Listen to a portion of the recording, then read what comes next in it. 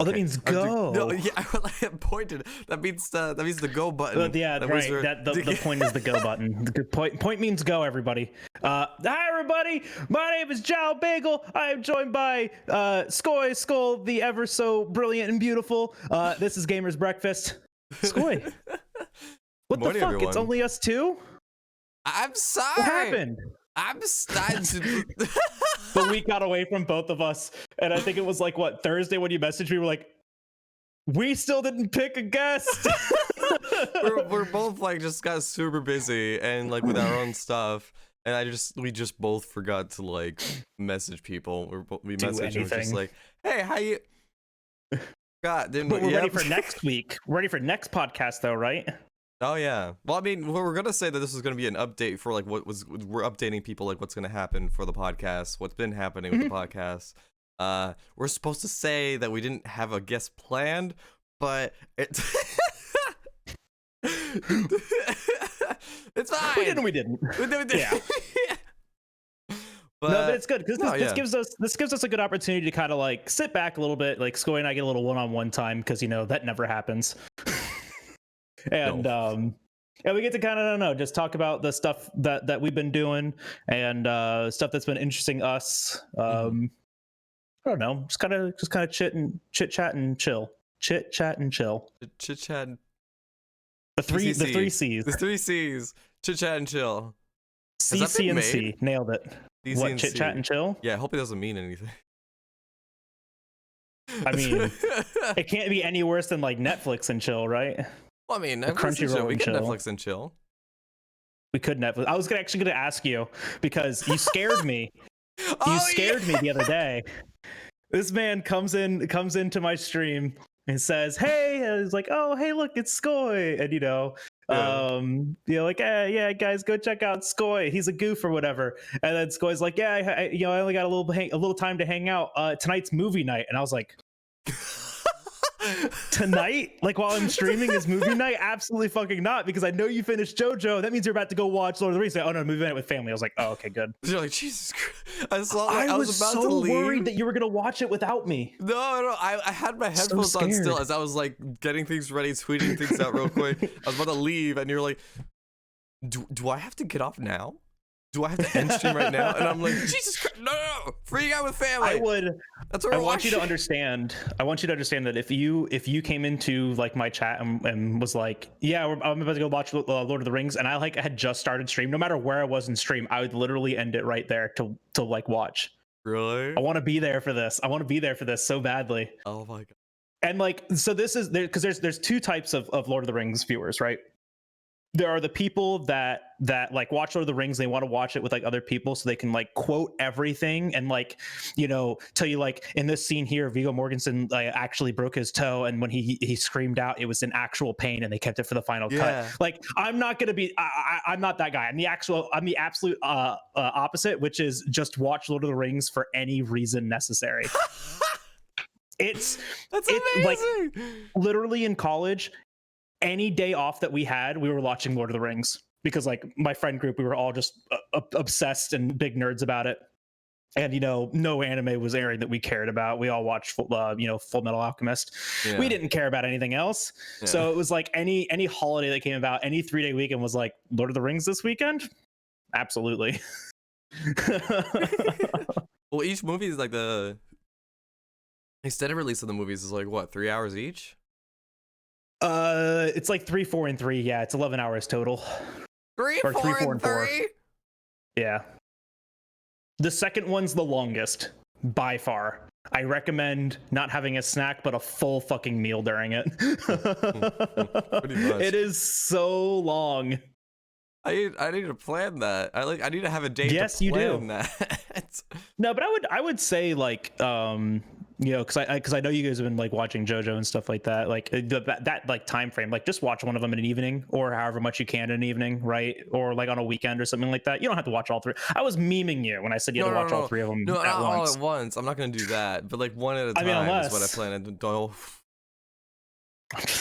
I can be free a day. I'll call out of work. Oh my gosh, I've called out for less. This man's dedicated. My ass has literally woken up on days and was like, I don't feel like working. I do feel like watching Lord of the Rings, and I call out of work. Like, yeah, I'm not feeling well today. Sorry, guys. And then I just watch Lord of the Rings all day. Oh my gosh. By the way, I do highly recommend for those listening or watching or anything, like if you're at work and you're feeling like absolute shit garbage and you can afford it, take the day off. Yeah. Mental health days are really important. Mental health days are really important. If you got those sick days, health, that's what those are for. Absolutely. Yeah, the extra PTO, the extra points, use them. Points. No. We use point system in Amazon when I used to work in Amazon. So it's just like if you have points and you can use a certain amount of points, spend it for that day. You can call it like I could literally call the day off like on that day. I wake up that morning, I'm just like, no, don't feel like it. Back to sleep. Done. I wish I could do that some days. Just be like, no, I'm good. But like I actually have to like pay attention to like what I got going on those days. Cause like some days it's like, oh yeah, you're scheduled to be out in the field. And I've had days where it's like I've been out in the field. I was out in the field for 10 hours straight that day. And like I woke up that morning feeling like absolute dog shit. And I can't call out because like no one else can go and do it. Yep. That's why I want out of my job. Yeah. I'm done working out in the field. Being outside in Florida is awful. No, yeah, no. If I were to ever be back in Florida and like working outside, no. Be terrible. I avoid everything to like work outside in Florida. I do not want to work outside. Yeah. Oh my gosh. But what have you been up to? Me? Yeah. Working. I mean, I've been actually playing a lot of Pokemon. I was really excited so this week on Friday, 2 days ago, Brilliant Diamond Shining Pearl came out. So that's literally all Skoj. That segue was actually just giving Skoj the ability to talk about Pokemon. So I knew, right? Yes, I knew. Yes. It's our connection. That's really what he wanted to talk about. Yeah. We share that. Yeah. We share that. Yeah. No, yeah. So I spent all last week streaming Pokemon in preparation of Brilliant Diamond Shining Pearl coming out, just kind of like getting myself prepped. So I mean, I say that all I did was shiny hunt this week, then Friday came around. I'm like, all right, it's time to throw down and just play Shining Pearl all weekend long. Literally finished streaming that 30 minutes ago, and then we jumped into this call. Yeah. No, the game is honestly really fun. I'm really thoroughly enjoying it. Like I'm enjoying it. Like I bought it, and I bought it for the reason that I knew the experience was gonna be. Like it's basically just hitting a nostalgia it hit hard. Holy shit! Especially that intro. I was so disappointed when I first booted up the game because there's no intro. I was like, oh. Yeah. So it was just choose your language. Like, all right. Next day I streamed it. The intro like fucking hit, and I was like, bro, slaps. No way. I was freaking out, and then they showed the glow thing for the character, like the avatars for the like the Alga and Palkia for the. It's the same kind of glowing effect. It's the same glowing effect on the DS, and I was so giddy about it. I'm like, oh, they're hitting all the right points. Yeah, no, so it's kind of crazy because this is a Pokemon game. This is the first like Pokemon game since I even think they did that one too. Because Game Freak even had a hand in on Coliseum, right? I'm looking at it because it's up on my shelf. I want to go grab it to check. It was HAL Laboratories also did that one, Pokemon Coliseum, right? I'm checking. I never played Pokemon Coliseum. Probably gonna get shit for that in a second. So this is by far my favorite Pokemon game, Pokemon Coliseum. Really? By far, yeah, because it's Gen 3. And it's not your normal Pokemon game, right? It was very different. It was very daring when it came out as far as like a Pokemon game is concerned. The game is not in here. Monka W. It must be in my GameCube still. Monka W. Monka W. Who made you? Because like this is the first time that we've had a Pokemon game made by someone who wasn't Game Freak in a really long time. Really? Yeah. Because this one's made by ICLA, ICLA, something like that.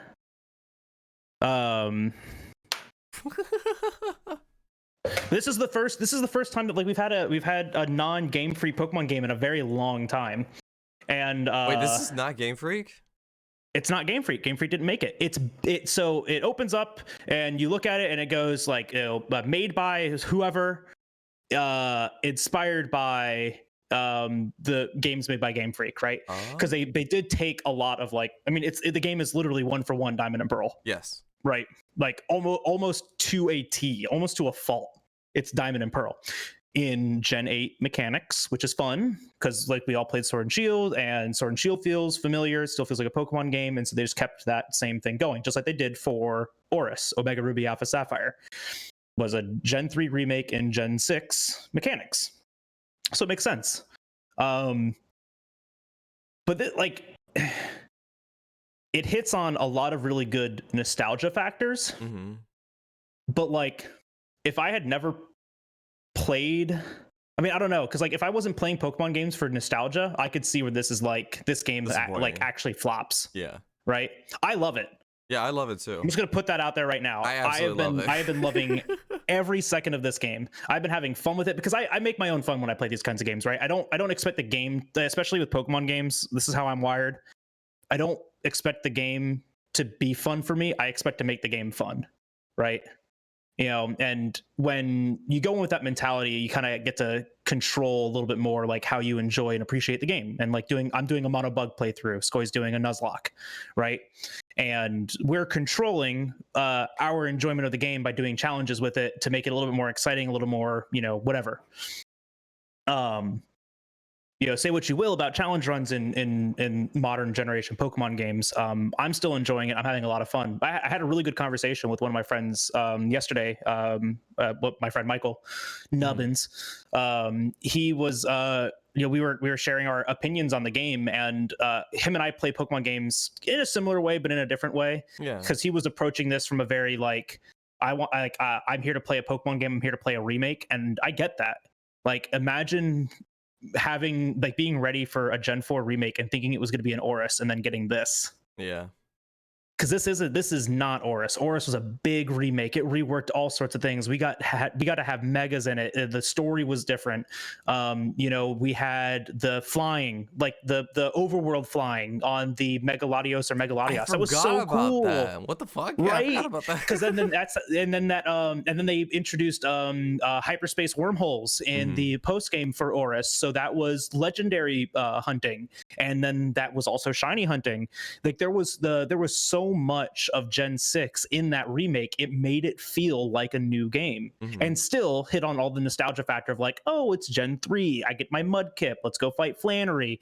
The Wingull that this guy really likes. Let's go ride on this boat. Steven is rock dude. It still hits on all of that stuff. Yeah. But I totally get like, because I would have been equally happy either way, right? Like, it'd been really cool to have. Like, could you imagine this game with Dynamax in it? Not really. Exactly. Mega Evolutions, I could.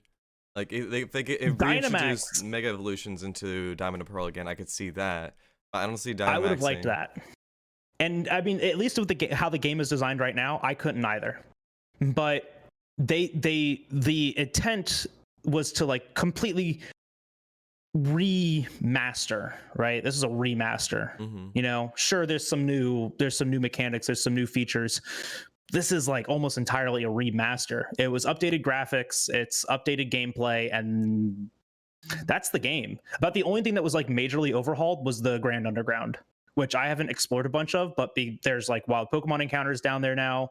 They changed how the bases work. There's different things to mine now. Like there's a lot to the Grand Underground. Yeah, the before in like Diamond and Pearl, I barely even went down there at all. Like if not at all, like because there wasn't barely anything to do in there other than get fossils. You got a fossil, go back up. Here's your evolution stone. You'll never find one again. Yeah, pretty much. And that was it. And this game is just like, hey, do you want to find Pokemon down here? You can. You want to play with 6 other people online? You can. And online? Yeah. That's like one of the things that I was saying is like one of the biggest draws for me for this game, because Diamond and Pearl had a lot of multiplayer ability. Multiplayer ability. Word. Sure. But it lost out on that because you had to have like people near you playing that. There was no online for the game. Yeah. Like this was on the DS, like the DS. This absolute monstrosity of a creature. This could not connect to the internet. No. Dude, we were using PictoChat on the bus to talk while we were sitting on the fucking bus. And they're like, everyone be quiet because Jimmy threw his sandwich at someone. Everyone's in trouble. And so we're sitting on here like, fuck you guys. We're gonna talk about you. And you have like a whole group chat with everyone on the bus or something like that. Oh my god, I was so. But this wasn't internet yet. So like you had all this multiplayer function with Diamond, Pearl, and Platinum that you just couldn't use. Mm-hmm. You because I mean, like realistically, I know for me, I was like one of maybe 2 other people that was playing Pokemon, right? And for me, this was middle school era for me, and my middle school sucked, and those people were terrible to me. Mm-hmm. So I didn't have any friends there. Oh. And like it wasn't until high school that I was like, finally finding people that were, a part of my same clique. But we were moved past this, right? Like we moved past this. We were in DSi and DS Lite and started having Opera on our DSs that could connect to Wi-Fi. Yeah. But the games didn't support that, right? Mm-hmm.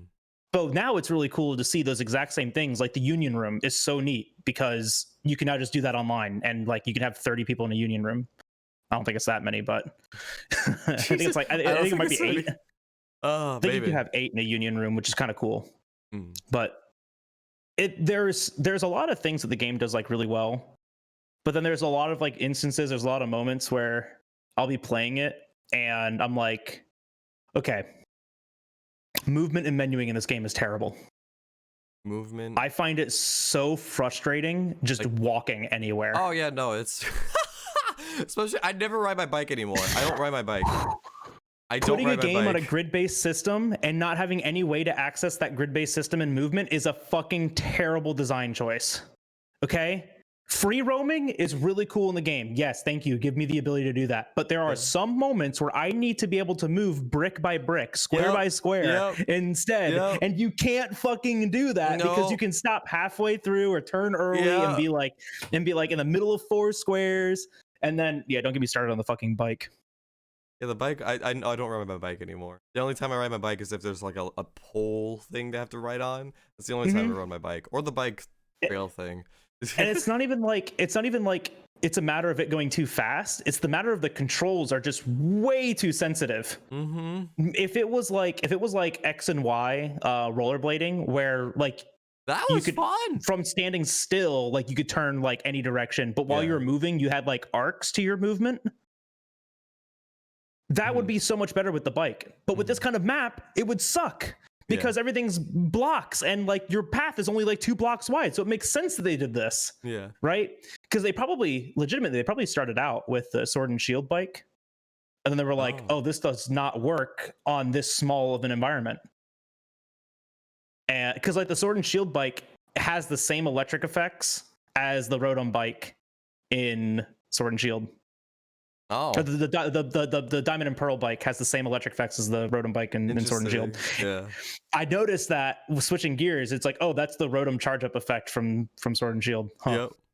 It's the same design of the bike, but they probably realized that like, oh, we can't like turn anywhere with this bike, so let's scrap it and redesign the bike and let it just turn any direction at all times, which is how Diamond and Pearl bike worked, which was perfectly fine because we were moving on a grid. But now we aren't, so you can just turn whenever the fuck you want. Game's fun though. It's still great. Pokemon. It is still Pokemon. And it's a lot of fun, honestly. And if you don't buy it purely just for the nostalgia factor, then yeah, you'll probably be disappointed that it's like exactly the same. Like I bought it knowing it was going to be exactly the same because it's just like I love Pokemon and I miss playing this game. I don't feel like bringing out my DS anymore or bringing up in the PC version, the emulator. You're gonna get us canceled talking like that. No, No, I'm kidding. We use randomizers on that. What do you think we play it on? Yeah, exactly. How else are we gonna randomize our Pokemon games? Yeah. But no, I feel like at some point. No. What was I gonna say? Jeez. No, I don't know how. I wonder how much this game is gonna sell, and if they see how much it sells for, if they're gonna keep doing remasters. So they're gonna keep doing remasters no matter what. Yeah, but I don't know. Are they trying? It seems like they're trying to get away from this style of gameplay, though. Yeah, but like, how easy is it to take something that exists, polish it up, and re-release it on the modern console for $20 more than its original price? Still sell 2 of them. Idiots like me still buy both of them, wholeheartedly knowing both? they're only gonna play one. Yeah, I got both. Why? Oh, you got both too for the. Okay, never mind. I'm gonna shut up. Fucking God. Why did you get both? I bought both, but why did you get both? No, I didn't get Pearl. I have every Pokemon game since the 3DS, since X and Y, and I have one of every Pokemon game of every Pokemon game. Like, I have one of every single one at least, but then on the 3DS forward, I have all of them. Yeah. So like, I like this, right? Yeah. Like this is like a collecting thing for me. This is a really big part of my personality, my livelihood, just my existence. Is a lot of it is Pokemon, right? Like, Pokemon was the first video game that I ever played. And it's probably going to be the last video game that I play too. Like, on my deathbed, I'm gonna be like, give me my fucking Game Boy SP, give me Emerald. I'm beating Steven right now, and I will beat Steven. They'll register me into the Hall of Fame, and that's when I'll go. And that's gonna be it. Like, you feel yourself about to die, and then you're like in the hospital bed. It's like, That's gonna be my legacy. What if you lost? I won't die yet. Then I'll beat him, and then I'll die. Okay. And then I'll know it. And then I'll know I'm ready. Oh my God. That's my plan. Just beat Pokemon in your deathbed, like your favorite Pokemon game. Your deathbed.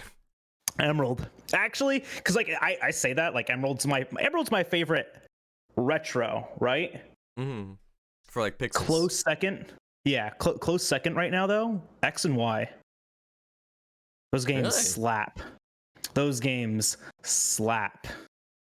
I love X and Y so much. I remember, like, I guess it was Diamond and Pearl mostly for me, that like it was the most memorable for me, at least. Like, when I first played those, I remember getting it for Christmas, getting my DS Lite for Christmas as well. I remember, like, when I was younger, also seeing advertisements for this in like gaming books. I saw commercials for it on TV whenever it was on Kids WB or whatever. And then I got it. I waited till all the guests left the house after I got my Christmas gift, and I started playing Pokemon Diamond. I don't know where it is. I don't know if I gave it away or something, because I have Pokemon Pearl here, and I also have Pokemon Platinum. Like, I have both of these. They're right here. But your Diamond's just gone. My Diamond's just gone. Sad, dude. I don't know where it is, because like I when my sister got a DS too, she also got a DS. I kind of talked her into getting Pokemon Pearl, so I could have a Pokemon game to trade with, so I could trade evolutions. Wow, you did that. You know what I did? What? So I grew up my entire life with my family telling me that, like, video games are a waste of time, like, go outside, like, go do sports, stuff like that. I did not have a very supportive gaming family. My family is nice. My family is good. They supported me in a lot of the dumb shit that I do, including this now. They see that I'm passionate about this and I can do something with it. So they are now ambivalent to it, whereas before they hated me playing video games. Now they're ambivalent to it. So my entire life, I remember I had to save up money. This is what I did. I saved up money to buy a Game Boy SP that my mother then took and said, you can have it on your birthday. So, and I bought it probably like a month or two before my birthday. But I saved a bunch of my allowance. This is the same time that I was mowing yards as a middle schooler, or probably younger shit. And yeah, I remember because we went to Toys R Us. I bought it, Diamond, or I bought it, Sapphire, and Ruby. I bought all 3 of them. I bought all the three of those things, and my mom's like, "You can have them on your birthday. This is part of your birthday gift." It's like, but I just bought. This is my money. Yeah. I just bought that. Can I have it now? Whatever. So I get it on my birthday. It was a big, exciting thing for me, and I fucking planted my ass down on the ground, and I played the shit out of Sapphire. And then when Emerald came out, I bought Emerald and another SP, and the wireless link system. Because no one I knew, like, so I didn't have any friends. This was middle school, right? So everyone hated me because I was the new kid. I came from like public school to a private school, and then like I came in at a really weird time. Everyone already knew each other, and I came from Loxahatchee, which is like where the Hicks live, right? It's like those are all the rednecks and all the hillbillies and all that. And so I came in. They were like, "Oh, look at this kid. Let's make fun of him because we're cruel and evil middle schoolers." The worst people, by the way, are middle schoolers. So if you're a middle schooler, you fucking know it. Jesus. But I had to, so I bought another SP and the wireless link system, and then traded with myself. And I did that with DSs, and then I did that with 3DSs because I developed a system. I was like, "Yep, save up like $300, and I'm gonna go and buy all of these things." So I've always had like 2 SPs, 2 DSs, 2 3DSs, and now I have 2 Switches. Oh, yeah, you got it because you on the OLED. Yeah, but I did the same thing with DSs. Like I got like an original DS. This isn't it, by the way. This is secondhand that I got like 2 years ago or something. But I got a DS, and then the DS Lite came out. I got a DS Lite. Then the DSi came out. I got the DSi. And then the 3DS came out. I got the 3DS and literally every Pokemon special edition they made of the 3DS. Every single one of them. They had really good special editions.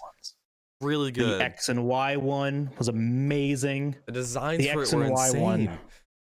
They didn't make an Oris one, which pissed me off. And then when the 3DS came out, that's when Monster Hunter was like becoming big on the 3DS. And so the 4U, to this day, I am pissed about this. 4U came out when I was in college. And I was going to pre-order the 4U Special Edition 3DS. I get there, and they're like, "Oh, for the console pre-orders, you have to pay in full." Like, that's $200. I don't have $200 right now. So I said, "Okay, well, if you guys have pre-orders in like a week, in like a week or two, when I can save up some money, I'll get it then." I go back, they don't have it. I'm kind of bummed about it. Oh well, whatever. I pre-order the game. And like a week later, after the game comes out, or like, some time later after the game comes out, and like after the 3DS releases and it's sold out everywhere, I'm talking to my mom, and she's like, "Oh, like, what have you been up to?" Like, "Oh, nothing. Like, I just went to GameStop. I picked up the game. Like, I was kind of bummed I couldn't get the special edition, console that was coming out with it." She's like, "Oh, I would have paid for it, and you could just pay me back." I'm like, "No, you can't do that. There's no, absolutely no fucking way. Me, a college student, is gonna call my mom and be like, 'Mommy, can you please buy me a 3DS?' Like, there is no fucking way that you would have been okay with that. Absolutely not. Do not talk." But I remember she said that to me. And it's like, to this day, that haunts me, because I was like, you could have gotten a full ultimate Nintendo 3DS. So there's part of me, because I keep looking on like eBay, and I'm like, "Oh, maybe I'll get one," right? Like, "Ooh, maybe I'll get one," because I can do that now, right? Like, I have disposable income, fuck it. And I keep looking at them. The way that they made them, the design on it is like a wrap, right? That they wrap like this sticker on it, so it actually comes off. So I've seen like some really bad condition ones where it's like flaking off, and I'm like, does this just happen to them? And they're like, "Yeah, this just kind of just happens." No. It's like not even from use or anything. I'm like, "Oh no." So like, part of me is happy that I don't have it. The other part of me is like, I would get it and literally just never touch it. That would probably be me too, because because this one holds up really well. Like, this one's a part of the actual gel gloss to it, like sketched in.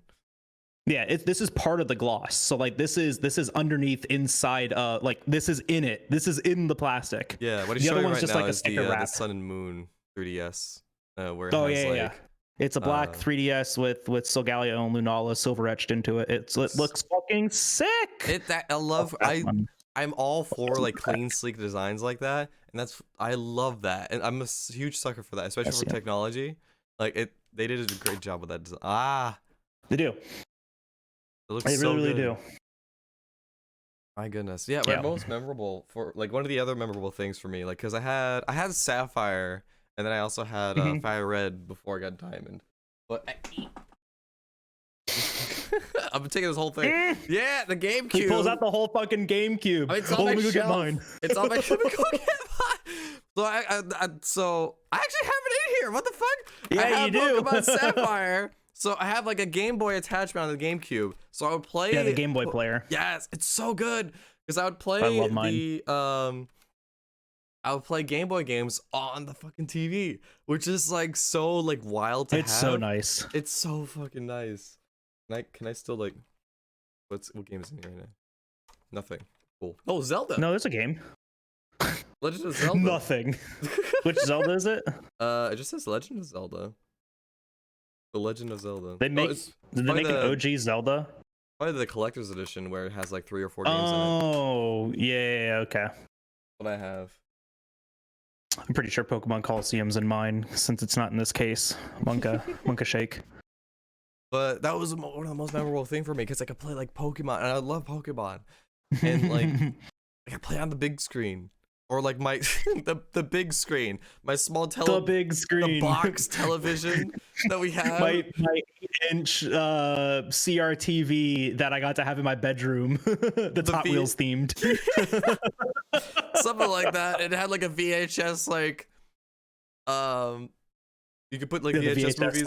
Yeah, VHS slot in it. You could just put VHS movies in it and watch them. That's what I have when I was young. And then eventually I upgraded to like yeah, and then I upgraded to like another. It's like the same exact brand, but with a DVD player this time. Ooh, damn! I'm still pissed to this day because after I took this thing with me to college, and I'm upset now that I didn't keep it with me because there's some retro stuff that I still want to do, and doing anything retro on an HDMI sucks. But I had a Panasonic CRTV that was 18 inches. It was a big CRTV. And wait, no, bigger than 18, 22 inches.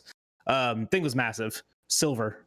It had both a VHS, a DVD player in it, and then it also had 2 AV components to it. It was awesome. It had 2 AV inputs for it. It was great.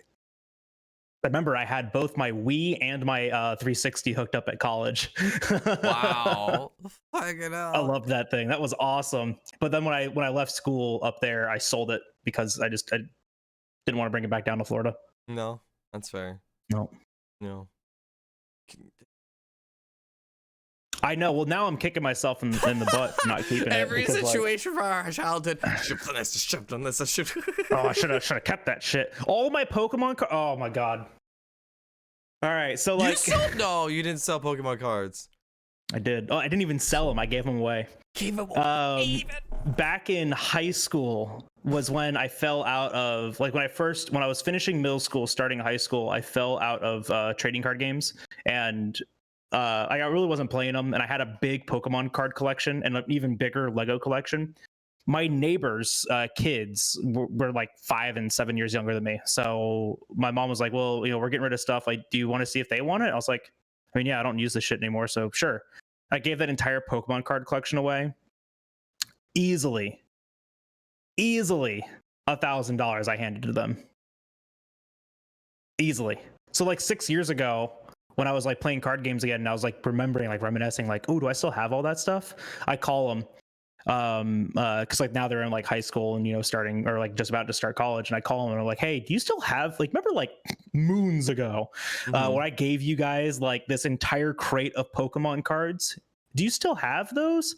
And they're like, oh yeah, we sold them like 2 years ago. We made like $800 off of it. And I was like, motherfuckers. You were like, but I mean, if they're gonna do anything with it, that's awesome. Yeah, no, like I'm glad they did. You're happy that they did that. You're like, but I was pissed. Cool. I could have had that. I was so mad. I was like, I could have used that $800 right now for more trading card bullshit. Oh my gosh! And you still buy more cards to this day. Yeah. Yeah. I just bought. Do you plan on selling any of them? Or is it just like you're just collecting them at the moment? Like, what's your plan with Stuff right that? now is pretty much like for collection or shorting, right? Like think about it as like stocks. Stocks go up, stocks go down. There's no rhyme or reason to it. Pokemon's a little like that. If you can read the meta, you can read the stock market. But for me, it's literally just I like owning them again. I like the experience of opening packs, which I'm really happy I get to do that on stream now. Yeah. I like having the collection. Like, I mean, I just have them. I literally just have a stack of top loaders here of just like all of the cards that I've recently pulled, and it's just fun to look at. Sometimes they're all chroming out because they're all green baboons. Yeah. But it's just like I don't know. I just like I always liked opening boxes and opening product. And I really don't expect to ever make like money back on them. The last couple of boxes I did, which was kind of sick. Like at least I made money back in collection value, but not in, but I didn't sell anything. Yeah.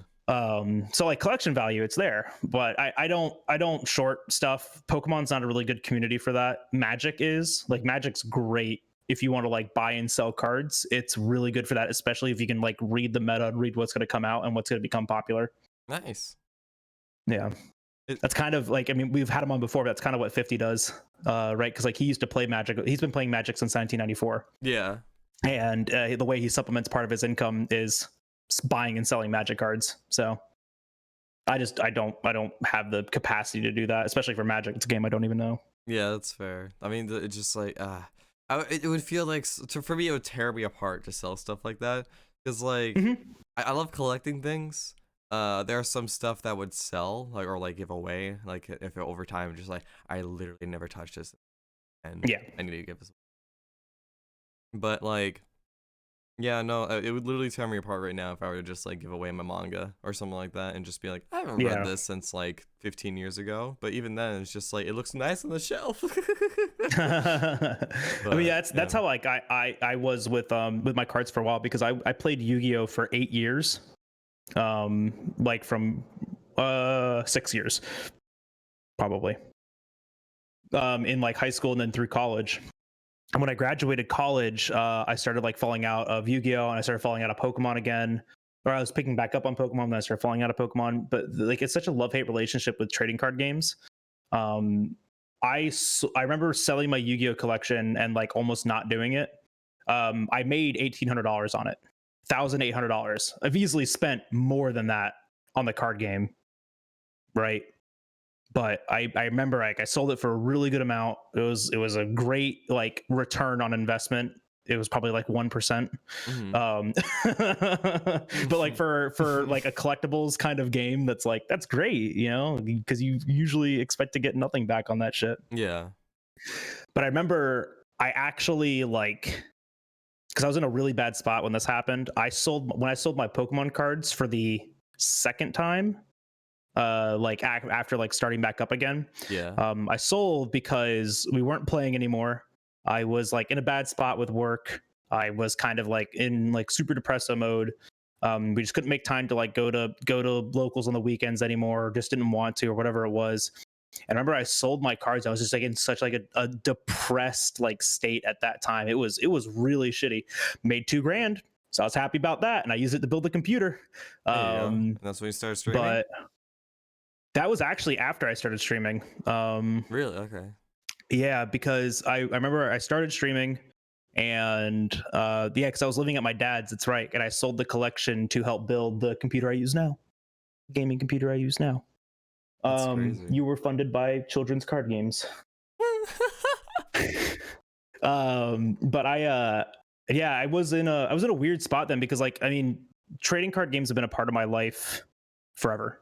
I was playing Yu-Gi-Oh in middle school with my neighbors, like on the weekends, and I played Yu-Gi-Oh through high school and college, and like after I graduated, I got out of Yu-Gi-Oh because I didn't like the game anymore, but I started playing Pokemon instead. And so like stopping this really big aspect of your life. Like I've been playing card games. I was playing card games for like at that point cumulatively 10 years, right?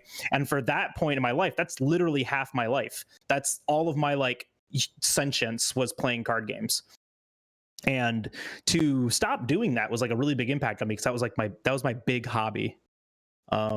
Which is why I started streaming, because we weren't doing one thing. I needed something to like occupy myself, and streaming was really good for that. Yeah, no, Like getting out of streaming. it entirely was like an end of an era. Yeah, no, streaming for me, like that's. I got into it to have something fun to try out and really get into, because I was really influenced by I don't know if you know this YouTuber Tom Syndicate. Hmm. Yeah. We've talked about this before, and then I didn't know, but I looked, and you looked him now up? I'm kind of familiar. Yeah. Yeah, no, I was really influenced by that, and I got really into streaming from there. It was like more of a hobby, and just like really enjoying it. And then now it's just like, I'm still enjoying it. I'm absolutely loving. I love streaming. This is all I want to do. But now it's just like, all right, in order to grow, what do I need to do? Like, in order to build up the audience, what do I need to do? And there's a lot of that. But Well, it's like that. It's a unique shift from hobby to career, right? Like, yeah, a lot of people go into this like, I just want to stream and have fun, and like this is where you see that toxic side of the community that tell you that you can't do this to make money or do this with the intent of money, but like you absolutely can, right? You know, Skoj is like trying to do this like full time, like be a full time content creator, and like, you know, I mean, whatever your level, whatever you're measuring your success on, you know, that's entirely up to you. I'm not gonna you know, pry for that. But like even me, I'm thinking about how I can lean on this a little bit more too, and you know, I'm trying to turn this from a hobby into more of a career, right? How can I make this work for me a little bit more? Because like think about the amount of time that each of us puts into this. It's insane. Yeah, I literally have to force myself to not edit or not do streaming stuff for one day. So like you told me, it's like, have a day off where you don't do editing, you don't do streaming, you just enjoy your time for like the games you play and everything. And that's what I have like my Wednesdays for. My Wednesdays are purely just for me relaxing and having fun and just playing games and relaxing. And it's his spa day. Yeah, it's my spa day. Because if we don't have that, like, I literally like realize that like my head is spinning with like all the things like I could do this, I could do this, I should do this, and it's just like that's just every single day. Yeah, and that's not healthy. No, especially when you're in that kind of position too, where you don't have that consistent income and the way to like meet your needs, right? Like I know you're in a very unique situation where you know you live with your family and you're giving you the opportunity to like do stuff with this, and that's very, very good. But you know, I know you still have that mentality in the back of your mind, like, yeah, I still need to like afford things, like, you know, we each do, right? And it's like I'm in like this kind of like opposite position as you, right? Because I have that full-time job. And so my free time already is already precious. And so I am I am so like this week I was supposed to sit down and do 3 really big things. I was supposed to, and I've been talking about this a lot, so I don't mind talking about it. But I was supposed to finalize new like branding for myself, which I sent you a picture of. No, I thought that was really cool. Skoj got a sneak peek. I got a little sneak peek. The podcast husband got a little sneak. but I'm redoing a lot of my branding, right? So that's one thing. And a part of that is figuring out merch. I'd like to do a merch store. A lot of people have been asking for it and about it, and I would like to do that. And then the last thing is coming up with YouTube content, which is like this big, like, you know, ambiguous bubble of you know, stuff that you have to do, right? Yeah. I never took any time this week to actually think about that. Yeah, no. If you want to look into like clothing and everything, like you can, if you want to figure out like the most income to make from it, like you can reach out to me. It's not right now. It's not about income. You know. It's right more now just have it's your brand about out there. Exactly. Gotcha. That's what I wanted to start with. Just like have, because that's because like there's my community. Like there's a lot of people there that want to support me in every way that they possibly can, and I appreciate all of you human beings so much. And this was one thing that people were like, "When do we get the Jalbagel snapback?" And I'm like, I would love that. I want one. Really like, are you kidding me? I'm just talking about more for yourself because because like there are other sites and everything where you literally just get $5 of income to yourself per t-shirt. Oh, Like, interesting. That's all you get from like a $25 Yeah. t-shirt. Like when people buy stuff, Yeah, all literally you make is $5. Yeah, because like you pay for the shirt and then like the cost for them to print it, and it's at cost printing, so it's a lot. Or it's made to order, so it costs more, right? Because like, oh, this week they only sold one shirt, so we only print one shirt. So since it was only one, and the minimum charge is like $20 for a print, yeah. I'm trying you to make like $1.85 on like selling a single sheet t-shirt. pretty much. That's all you make, and it's just that's why like I went to going about making and doing merchandise the way I've been doing it is because like I get a lot more income from the clothing I put out. You just need to find the right people and like reach out to and like produce the stuff. I might make a complete change to the site. I'm not sure. Like there's a lot of stuff I want to really do and Sneak try peek out. right here. This is Only actually on the Gamers first time I really Breakfast. talked about this. So. Only on Gamer Breakfast. This is what we do to each other. We like, because we want to talk about this stuff, right? Yeah. And it doesn't feel right to talk about it on stream. No. But this is like always a really good like, you know, download, right? Like this is the Skoj and Jal download. You get to hear like all that backstage stuff. Yeah. No. I want to change it to something bigger than just, I guess, my own brand. I want to make it to I want to make it larger, and I want to talk to you about it after this podcast as well. So, and a really good model on that, because this is because there are creators that have done this, right? Nothing that Skoj and I will ever talk about is ever original. Someone else has already done it. Oh, of course, other people have done this before. We are babies on this internet. Yeah. Ray Navarez and his wife Tina run their own merch store called Frame Rate Merch. Some of you may have heard of it. Some of you may have heard the name Ray Navarez Jr. He used to be a part of Achievement Hunter, one of the Rooster Teeth companies, way back in the day, like the same like as like Michael Jones and Gavin Free, Jack Patillo. All these people are people that like I idolized. This is like how I developed my consciousness of like what, you know, YouTube personalities, internet personalities, and content creators are. I did it from these people. And Ray did a really smart thing, because he did exactly what you're talking about right now. Run your own store. Find the people that can print for you, but run your own store. And so the beginning, he was ordering product, storing it, and they made their own store called Frame Rate. And it's not Ray's store. It sells a lot of his merch. It's modeled after him and his wife, like his family, right? Like that's what the core of it is.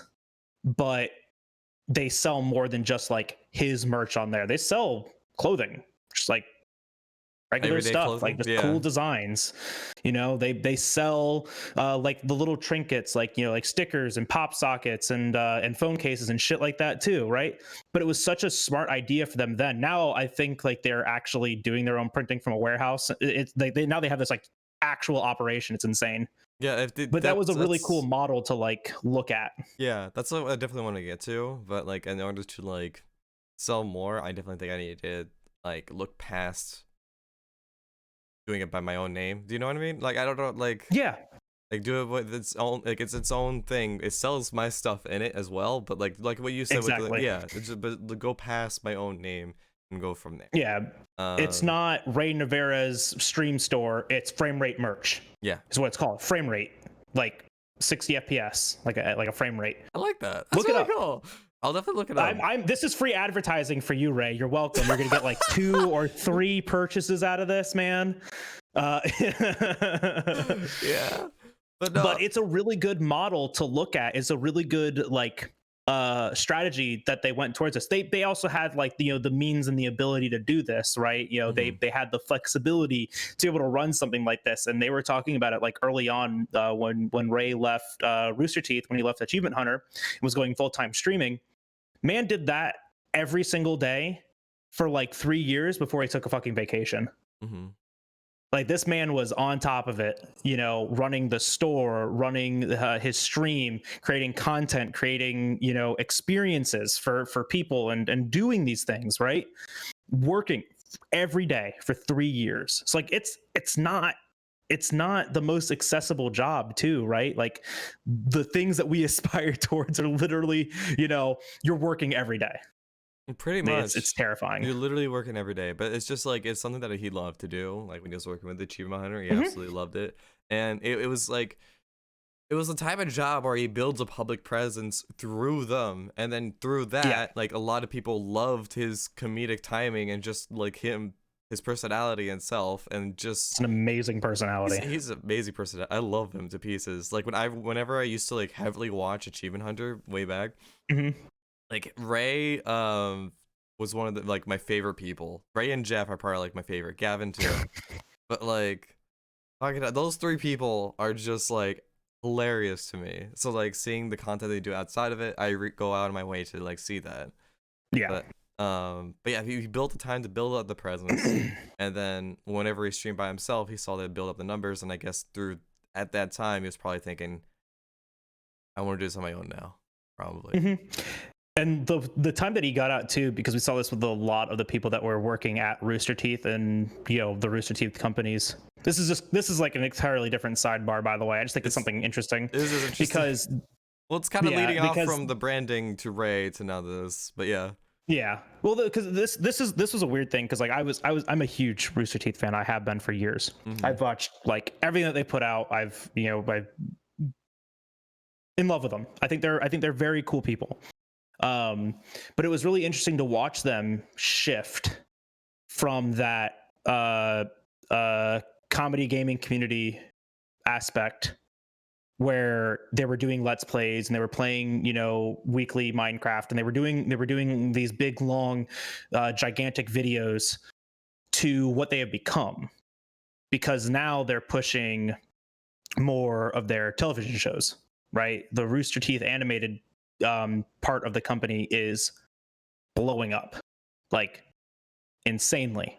And these projects, these products, right? These other companies, Achievement Hunter, Funhouse, Kind of Funny, that built the company and put it into the position that it is now, is kind of getting like backburnered a little bit, because they're focusing on more of this development side, right? Like the Rooster Teeth brand itself as a producer, because they keep an ie on them, because they've been doing like really weird shit where they made the they produced the Netflix Transformers animated show. What? Yeah, they produced that, the Transformers show. The fuck? All Rooster Teeth Animation, and some other companies too, but they of course produced it. Calm down. Stop knocking shit over. I almost knocked this glass off my yourself desk. to calm down. Calm down. Yeah, but that's insane. And then like something, because Turtle and I and our other friends, we watch wrestling, AEW. One of the wrestlers there had one of his intro animations done by the Rooster Teeth company. Yep. That's you just see them in like the weirdest places right now. That's crazy. I'm really happy for them. That's great. And then not to mention their guaranteed cameos in any Halo game that comes out now. That's Halo Infinite released. Yeah, Infinite's multiplayer released last week, and it's not called pink. It's called lightish red. It's so good. And there's a lot of if you guys are playing Halo Infinite and you're a big Rooster Red versus Blue fans, keep an eye out for all of those. There's a shit ton of Easter eggs in there.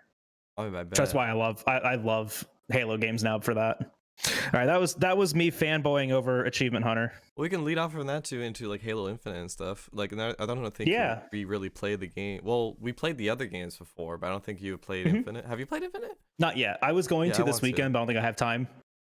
But it's something that I do want to check out. For me though, Halo games were never about multiplayer. I really don't give a shit about multiplayer competitive like that. Yeah, PvE is a lot of fun. So like Halo Reach's firefight, I really enjoyed. Yeah. And then like doing multiplayer and campaign stuff, I always love doing that. I don't know, like anytime that I think of Halo now, I immediately think of Reach, because I played Reach the most. Like Reach is by far my favorite Halo game, even though it's regarded as like probably not one of the better ones, right? Apparently, I thought it was great. Yeah, I don't know. I honestly thought it was great. It was one of my favorites. Halo 3 was the only other game that I played that much, but I played multiplayer, like sandbox multiplayer. Like all we ever did. Okay, so the year is 2000 and fuck. When did I graduate college or high school? 2012. The year is 2009, I think. I ride my bike a mile and a half with my backpack over a bridge that crosses an intercoastal from my house to my friend Vince's house. This is Friday at like 5:30 in the afternoon. I ride my bike over there. I get to no, this was before 2009. I wasn't in high school. I was still in middle school when this happened. What? The year when did Halo 3 come out? Oh my gosh, hold on. But I remember riding my bike over to my friend Vince's house, meeting our other two friends there because he had the basement game room. Like his dad was like really into like entertainment centers and like, you know, having like the big media and stuff like that. So they had the big like 60-inch CRTV. 2007. Came out in 2007. So maybe it was 2009. Shit. It might have been. But I remember going over there with my Xbox, with my Xbox 360. But I didn't have Halo 3. All my friends had it. I wasn't allowed to have it. It was an M-rated game. You can't have that. It's an M-rated game. You know, I bought the Xbox 360, by the way, my own damn money. So you've been buying can't have the M-rated game. Okay, whatever. I go to my friend's house. They all have it. My friend Vinny bought an extra copy. Or my friend Vincent bought an extra copy so we could play it together. He's got the big 60-inch TV and 3 smaller CRTVs right there. I shit you not, stayed up 3 days straight. Just playing Halo, eating pizza, and like sleeping for like 2 hours during the day. I remember going to school that next Monday because I stayed the night. Where I was like, yeah, I'm just gonna stay like the whole weekend over here. And I remember like texting my mom and like calling her and stuff like that. She's like, "Are you alive?" I'm like, "We're playing video games and hanging out." She's like, "Okay, well, you know, make sure you guys are sleeping and stuff like that." I'm like, "Uh-huh." And like at that point it's Sunday and I'm like, I've slept a grand total of 4 hours. I remember going to school on Monday. We take the bus and all 4 of us fell asleep in the bus. Like going to school and like we're in the back and the bus had like already driven away to like go and park like after, you know, like dropping the kids off at the bus loop and stuff like that.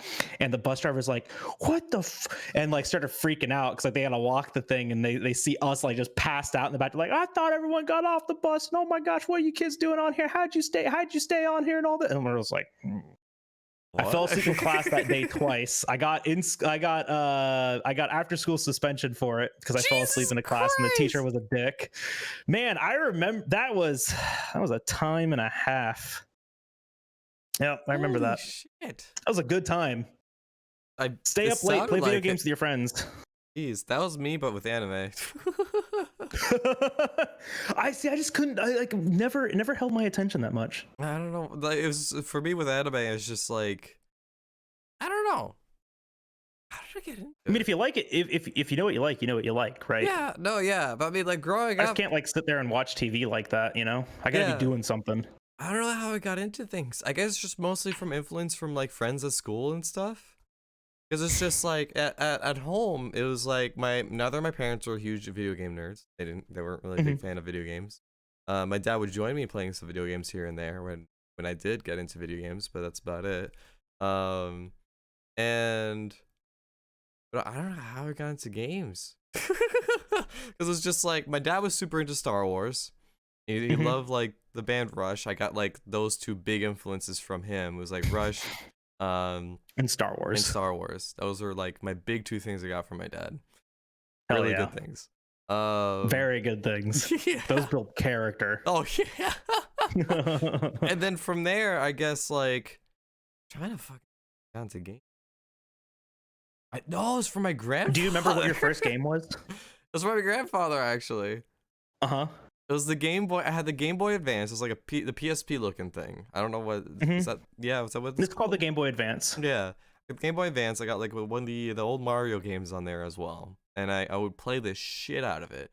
My face would literally just be this close, like playing video games all the time.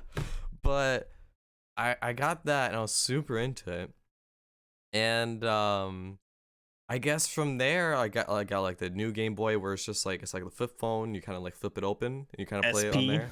Yeah. Mine died last night. Oh, won't turn on. Don't know why. Oh. It's okay. I'll get another one. Yeah. This time I'll get a modded one. Yeah. But yeah, and I guess from there I then later on my grandfather bought me a GameCube. I think I got into the GameCube from there, and then just it evolved from that, and then that's when I started meeting with a lot of friends. One of my cousins from the Connecticut that I'm actually gonna be visiting soon for Thanksgiving. Shoutouts. Yeah. Shoutouts. Yeah. Him and his family, when they came over down, they drove all the way down from Connecticut to Florida when I used to live in Florida, and they set up their car. They set up the car to play video games in there. So they have like the Xbox or not even the 360. They have the Xbox in there, and the box. Yeah, and they hooked everything up to like the little TV that's in the car. So they hooked everything up to that, and he would play games on the way to our place. They brought all the games of the Xbox indoors, and I would watch him play like the Hulk video game and like other games that were on the Xbox. It was really cool. Oh my god, dude, you're hitting like a huge nostalgia factor for me right now. This is good. This is the nostalgia podcast. Nostalgia past. Nostalgia cast? Nostalgia pass. Podstalgia. Podstalgia. Sounds. Work on that. You should go to a doctor if you have that. Yeah. Go see someone. No, yeah. But and I guess I started building up my love for video games from there, because it wasn't really, I never built it up from my parents. It was from like other friends and influences around me that I started building my connection with like video games and stuff. It wasn't until like third grade of like elementary school that my friends were talking about like Naruto manga. I'm like, what the and what is that? We had book fairs in school, and they sold Naruto books at the book fair. Hell yeah, they did. I don't think they know what they were selling, because there were people literally dying at every page. Skoj's sitting there, so it's a book but backwards. Yeah, exactly. I didn't know how to read it. And I was like, what the fuck am I reading? Manja. Gotcha. Oh, that's the thing with the tiles. Yeah, I played that on my computer once. Mahjong. But then I started like really getting like a connection with manga from there, and I really started loving Naruto. I started volume 27. But no, if I started like I really would think, because I was this is funny. When I really got into Naruto, I started volume 27. It started like a little bit of like the aftermath of a big fight, and they're kind of talking, and then it showed a huge backstory of one of the characters, which is like there was context beginning to end to that book. So it was good. It was good enough to read. I absolutely loved the book to pieces. If I started at volume 1, I don't think I would have gotten into Naruto. Absolutely not. Because there was like nudity on like every page. In volume 1? Yeah, Naruto did like this whole sexy jutsu thing. Yeah, but it was like silhouetted, and you know. Yeah, but like for me, it was just like this is and porn. everything was covered by clouds. I actually started with like my manga experience started with Naruto volumes 1 through 5, because my friend bought them and was like, I don't want these. Do you want them? And I'm like, what are they? I'm like, oh, this looks cool. And I read the first one. I'm like, this is fucking boring. It's the first Naruto. It was interesting, but yeah. Skoj, I'm sorry, but I'm gonna say the first Naruto volume was very boring. I still own the book. I still own it. I can't get rid of it. Now you gotta keep it now forever because Skoj told you to. But Okay. but no, I was really funny because it's like it was very weird for me, and I didn't really find out. And like when I found out about like pornographic stuff when I was very young, I freaked out because I was getting feelings from it when I saw this like Whoa, pictures and everything. I was like, they cannot wear clothes. Yeah, and I remember my parents specifically telling me, it's like, do not go online for like if you go online for pornographic material, you're gonna get in trouble. And then I was like freaking out. I was very like a mama's child, so I was just like, I told my mother, I was crying. I was just like, I saw porn.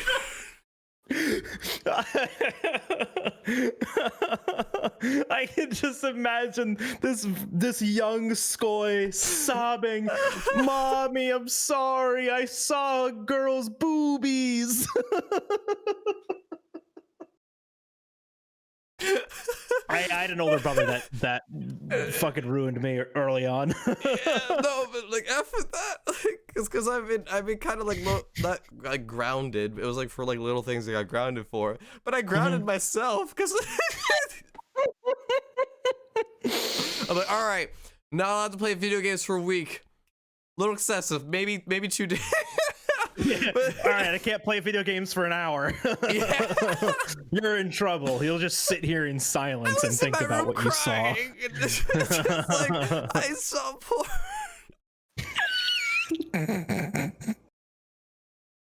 Oh my gosh. That was a very super goody two shoes kid. Holy shit. That was a little shit. Oh. I behaved. But like only to the extent of like, because I had an older brother, right? And so a lot of what I learned was from watching him. So he was worse than me. But like I would get away with like little dumb shit. Yeah. Because he did all like the big stupid shit, like actually like getting in trouble, like doing things that are like realistically bad, like, you know, getting in fights and, you know, I don't know, like drinking at a young age and shit like that, right? So I had a really good model to grow up on.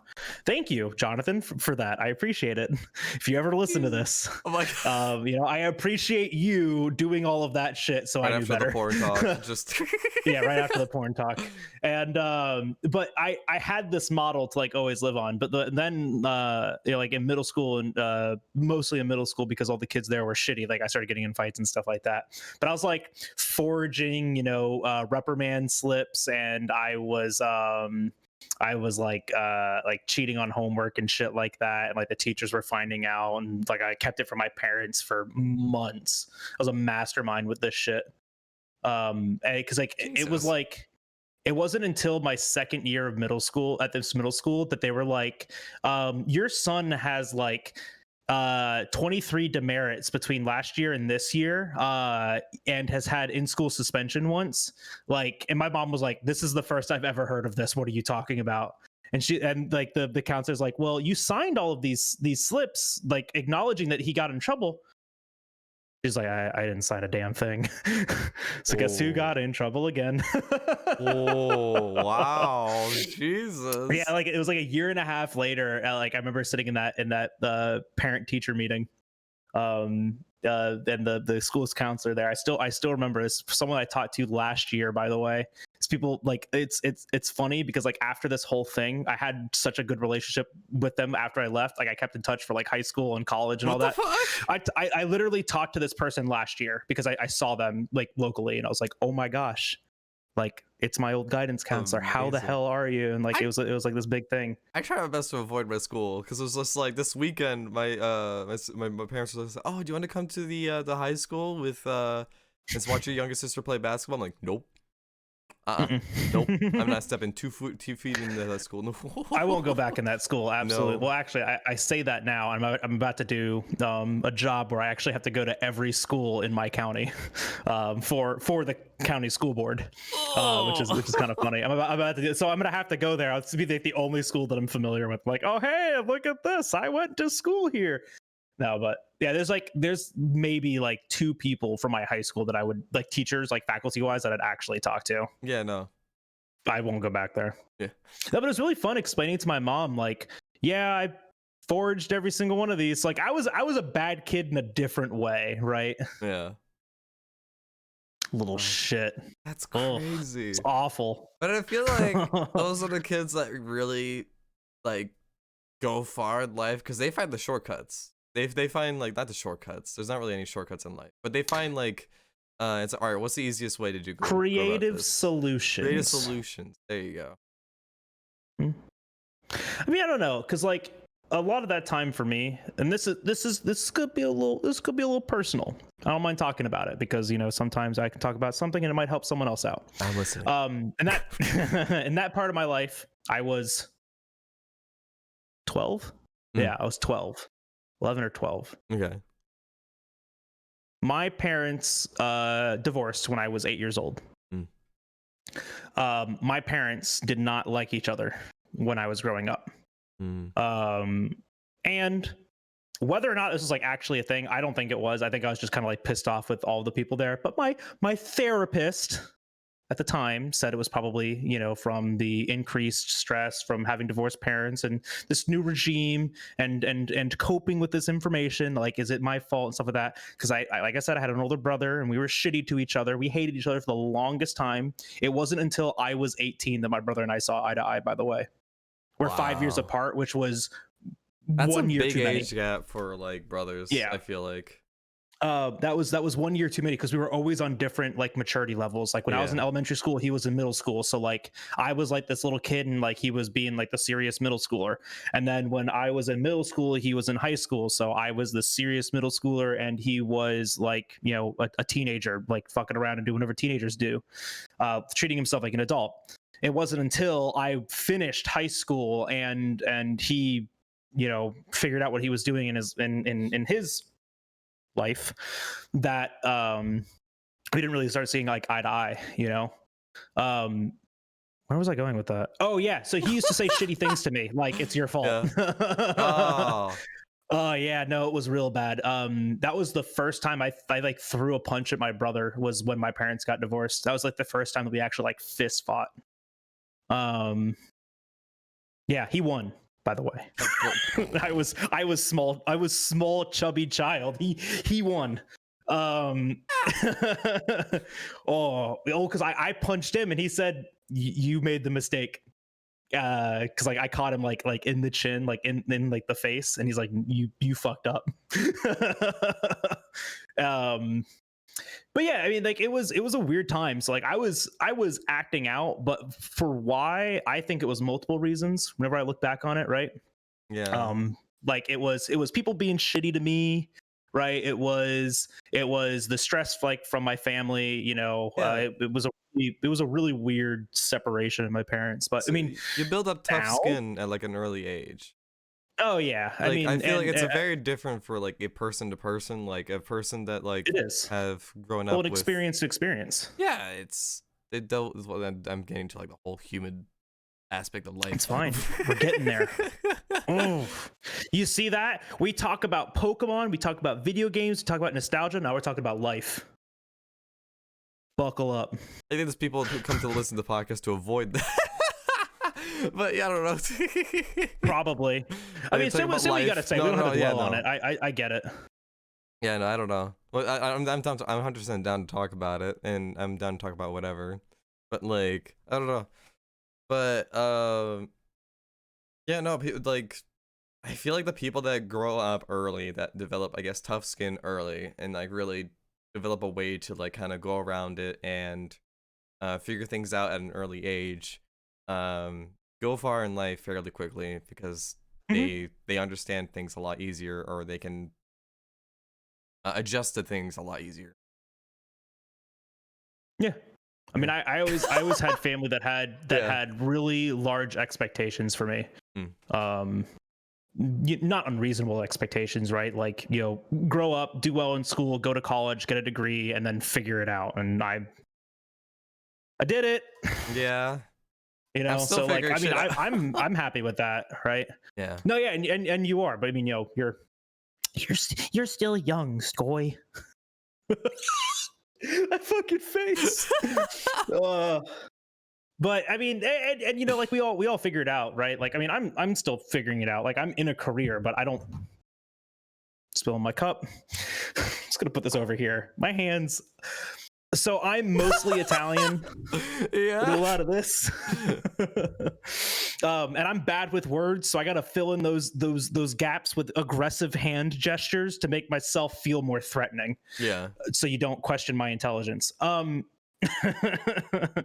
my hands and not my words. I mean, like, exactly. But I mean, that's like where I'm at right now. Like, I did all that shit, right? Like, I went to school, I went to college, I got my degree, I'm in a career. I don't like the career though. Like, I'm not in love with it, you know? And I've been in it for 5 years and I'm not passionate about it. And that's fine. And for some people, like, and this was something that a friend of me like told me a while ago. You don't have to make your career your passion. And that was something that like really resonated with me at the time, because I hated my job even more back then. Like, now, like, I tolerate it, like I'm fine with it, you know. I get up and I'm happy to at least go to work, but you know, I'm not happy with what I do every day. It's weird. But then I was just fucking miserable because I was working for shitty people. But there's a sentiment to that your career doesn't have to be your passion. There are some people that just want to wake up in the morning, collect a paycheck, and then go home. Yeah. And that's, I mean, if that's what you want to do, yeah, then make that work. Because for some of us, our passion lies outside of that. Yeah. You know, your passion might be like crocheting, and like maybe like what you really want to do is like have an Etsy store for crocheting and like become, you know, this really big crochet expert, right? For us, we want to sit on the internet, throw our uninformed opinion at people, and play video games and make money doing that. Yeah. Or at least make a living doing that, right? Yeah. You know, and that is what we're passionate about. And you know, like, I have a career, but my career is not my passion. Skoj had a career, but his career was not his passion. And this is the thing that we are passionate about. I think it's just really important to find where your passion is, what the things that you enjoy the most are, and really, and I don't know, just really lean into it, you know, engross yourself in it in a healthy way. But you know, this is definitely what I do. Jesus. This is definitely what be healthy about it. Streams for 8 hours in one sitting. Pretty much. This is definitely what I'm gonna do as a full-time thing. I would love to absolutely like do content creation, and I'm getting to that point. Like, I'm slowly reaching that point, but it's happening. I believe in it. I believe you in like the most corny anime Funimation way possible. I believe in you, Skoj. I believe in you like the supporting female character in any anime believes in the main male protagonist. That's not the love interest, but that's correct. That's not the love interest. The other love interest is the someone that ignores them for the entirety of the anime. I'm your Sakura. You're my... No. Yeah. Because that means you're Naruto. Well, I believe it. Anyways, so... But, fuck, what was I gonna say? What were we talking about? You let me distract with the whole Naruto talk because I want to talk about Naruto. What's your favorite ninjutsu? No, shut up. I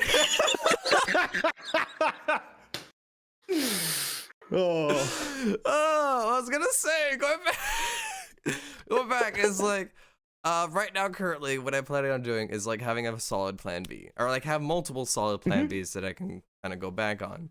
Right now, I'm planning on going into taking a class for college, related to like business or information systems, like something related to that. I want to get involved in that. I feel like I do a good job with business related stuff, and like advertising for business. Business.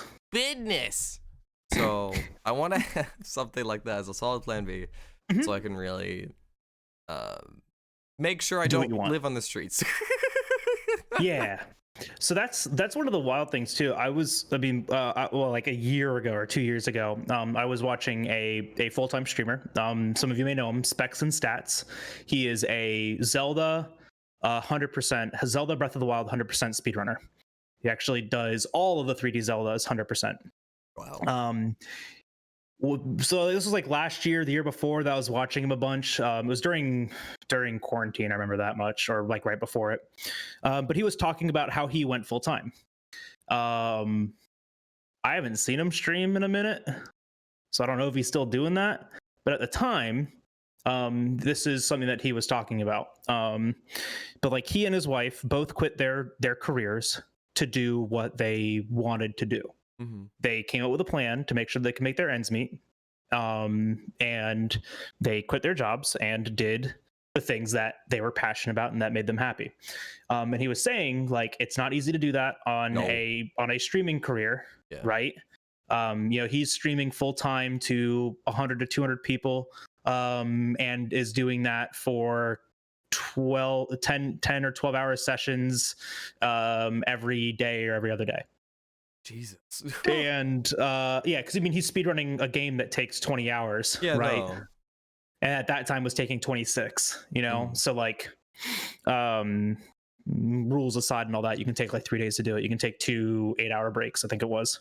So like you can literally just like sleep and then wake back up and then keep going. Yeah. And but it was really interesting to hear him talk about this because he's like streaming brings in part of that. He said that Twitch was roughly 30% of his income, and then the other part of that he supplemented by part-time on his own time selling auto insurance. He sold insurance.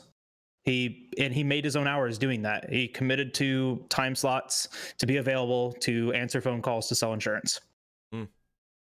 Okay. For 8 hours, 4 days a week, sometimes less, to just supplement that income. Sure. Mm-hmm. So that was like one of the interesting things. Like I always think about, it's like if I'm going to do this, what's one of my supplemental incomes, right? For a lot of like bigger, gigantic, 10,000 viewers, streamers, and people that have YouTube videos that go out that have millions of viewers, right? Those are your sponsors, right? That's your guaranteed income.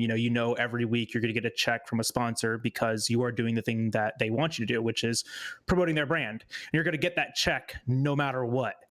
As long as you are doing the things that are part of your contract, that is guaranteed income. That's the hard thing about this, is guaranteeing that income. Mm-hmm. Really hard. It's interesting though to think about it, because like you do have to kind of treat it like a business in that regard. Pretty much. I look like I'm stressing Skoy out, because I'm over here like, I got my 40 hours a week job, I make a salary, I don't give a shit, and Skoy's like, I need to make a video. I've been on top of it more lately, where I've been making a TikTok a day, except today. But I've been making but no, it's been working. I've been getting to like every now and then, like for some reason an older video gets like bumped up in likes out of nowhere. Like there was one video where I was like doing that was the go down lever. Yeah, I can see that. Whoops. But sorry, I'm fidgeting over here, playing with all the knobs and levers on my chair. Yeah, TikTok is so weird in terms of like trying to get stuff out there, because it's just like for some reason a video will blow up like right away. Like immediately blow up. Like you have, for some reason, you can see, like I can visually see, like there's one where it's like a super rare den. I'm like, all right, my reaction and the way the chain of events that happen, I know this will blow up. I know this video will blow up. And sure enough, it did. And now it has over 1 million views. I'm just like, okay. But there are a lot of other videos sometimes where it's like, this is a funny bit that happened, I'll include that. This is another funny bit, I'll include that. And just continue posting from there. And I'm getting to like 100 to 200 likes per video, which and then randomly in your old video will grow up in likes. There was one where I was trying to do like pickup lines with my girlfriend. And it bumped up. It was like 100 likes for a while. I was like, all right, that's fine. 2 weeks later, it picked up for some reason. And now it has over 9,000 likes and just like over 60,000 views. TikTok is weird. It's like we were talking about that with January, right? It's like sometimes you are graced by the like, because you could be doing everything right. Right, like you could do everything correct. You could make every video perfectly. They would hit the target audiences if they got in front of them. We have no control about how this gets in front of the people that would like it. You know, like we have very little control about that. On YouTube, you can use tags. You can try your damnedest and hit the right tags on it and make sure that your content is coming up in searches.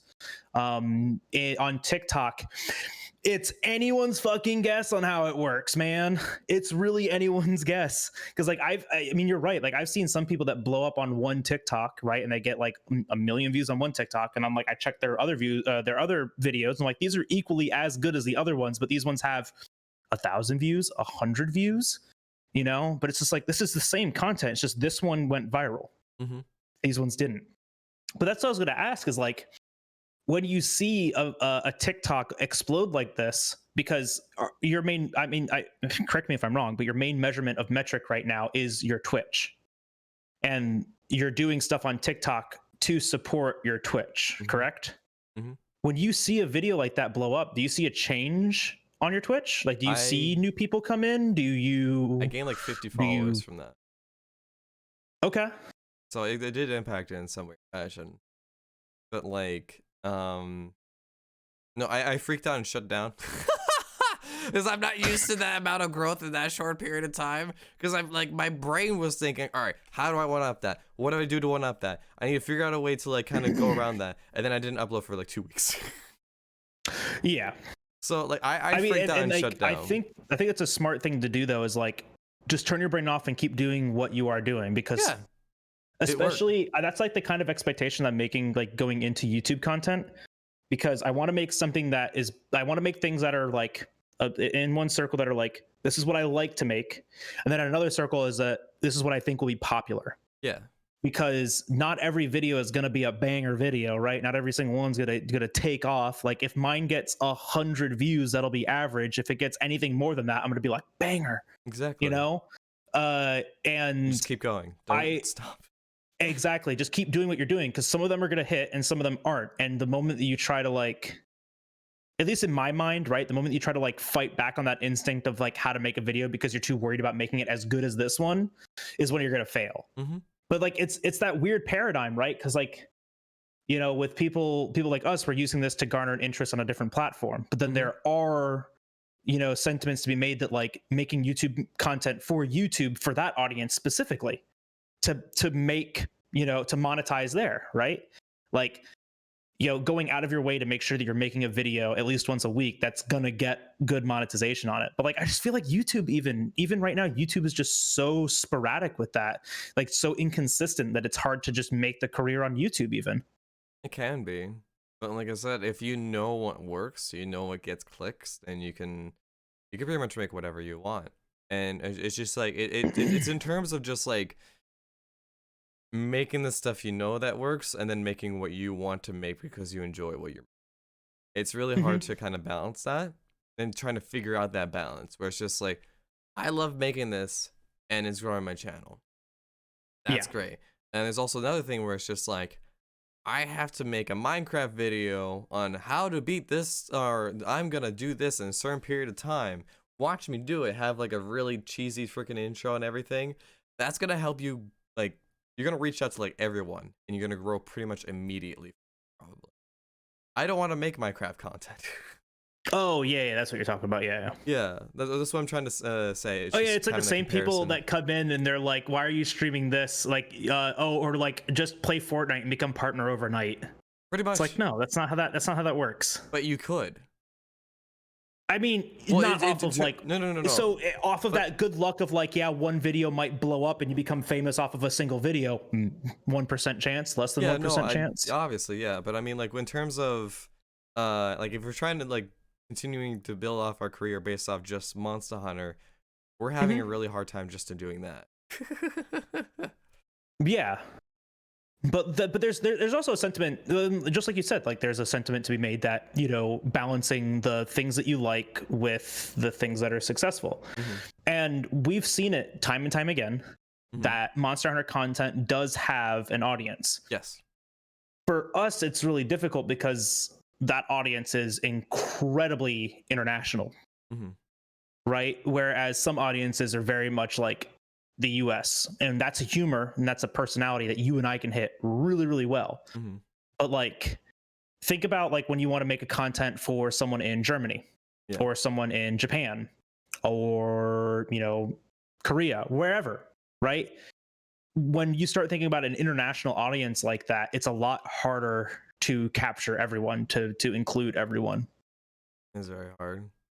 And Monster Hunter is like definitely in that subset, right? Like of just an international product at this point. That, I mean, like I've met so many people from Malaysia just out of the Monster Hunter community. Didn't know Malaysia was a place until 2 years ago when I started streaming Monster Hunter. I'm gonna be honest. It's like, Malaysia? Who's Asia? Oh, yeah. And I Google it and I'm like, oh, that's a place. Oh yeah. I mean, it's not like saying that you won't be able to blow up from Monster. You can still blow up from No, it's just more difficult. It is more difficult. Then like let's say you make like a Minecraft video and then you make it like you have the cookie cutter way to like advertise and build up from Minecraft. You can easily make a career based off. I personally don't want to do that. Exactly. Yeah. I mean, it's just like anyone that says like, oh, like, you know, oil industry, you'll always make money there. It's like, yeah, there's money to be made in places. There's money to be made everywhere. It's where do you want to do it? Yeah. Right.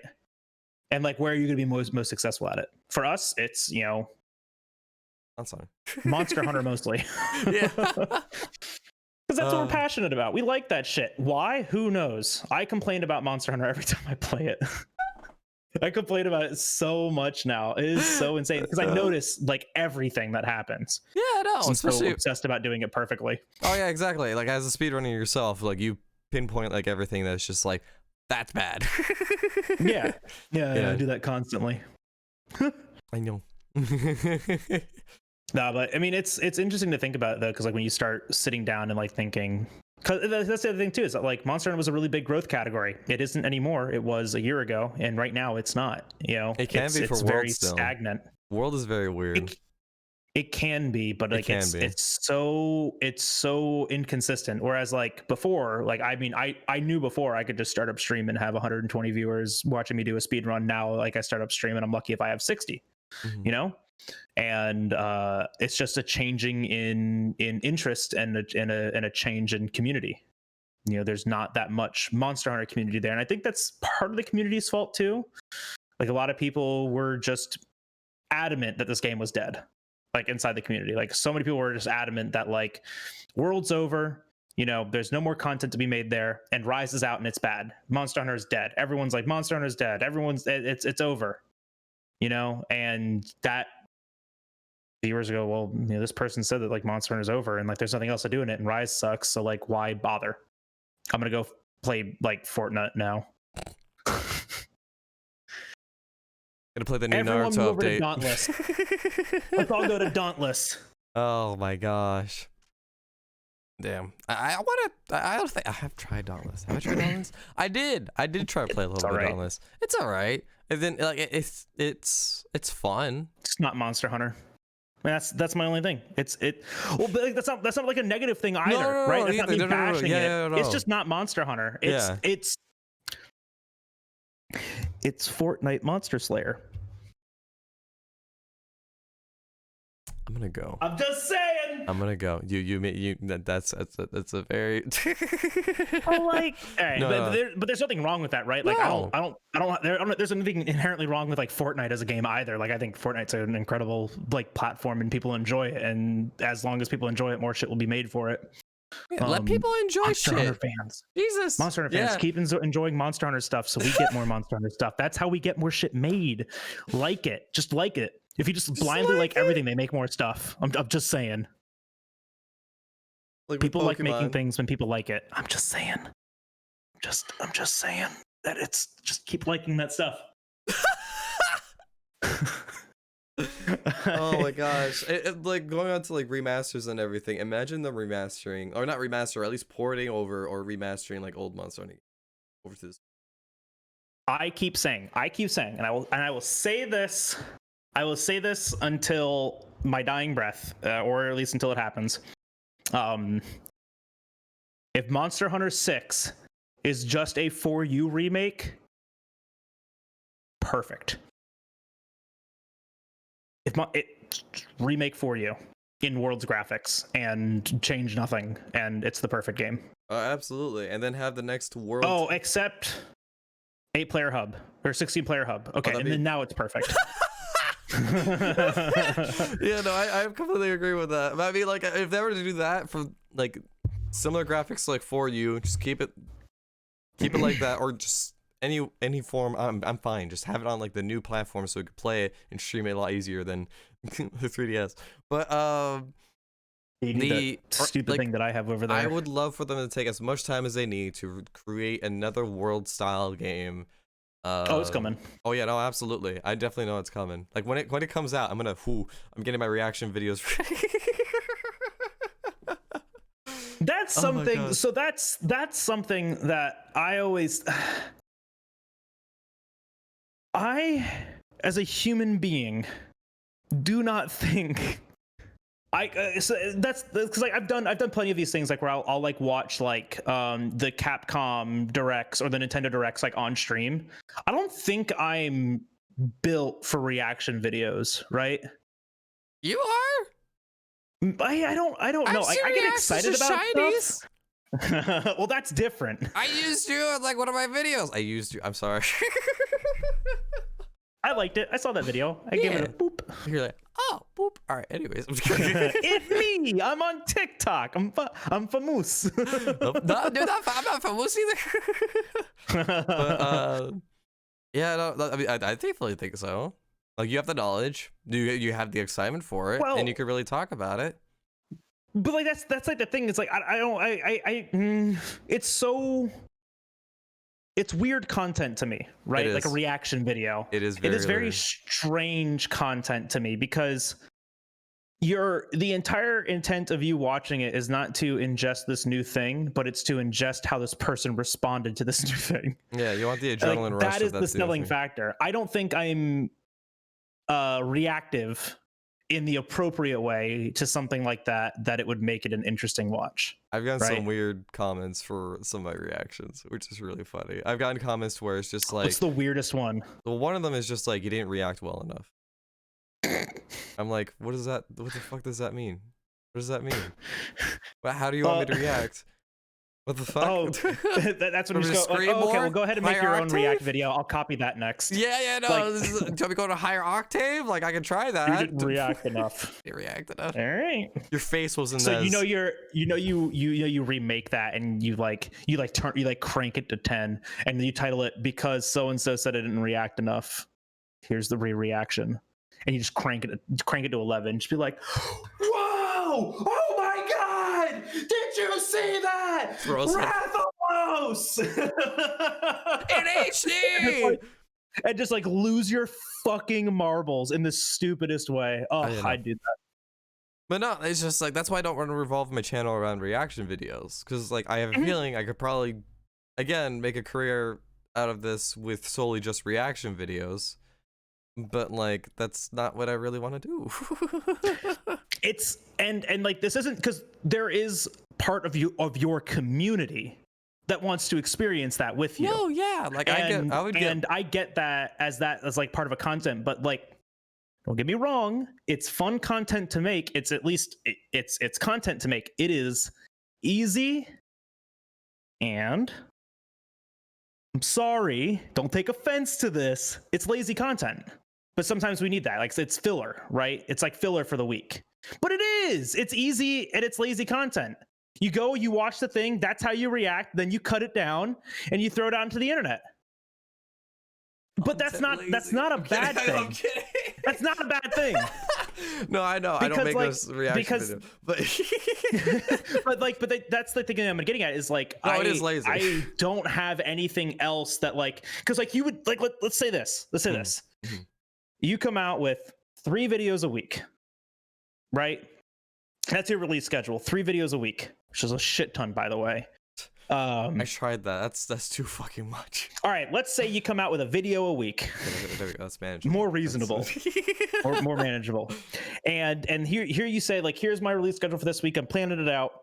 And you need your main, like your big ticket, like this is the one that's gonna get millions of views.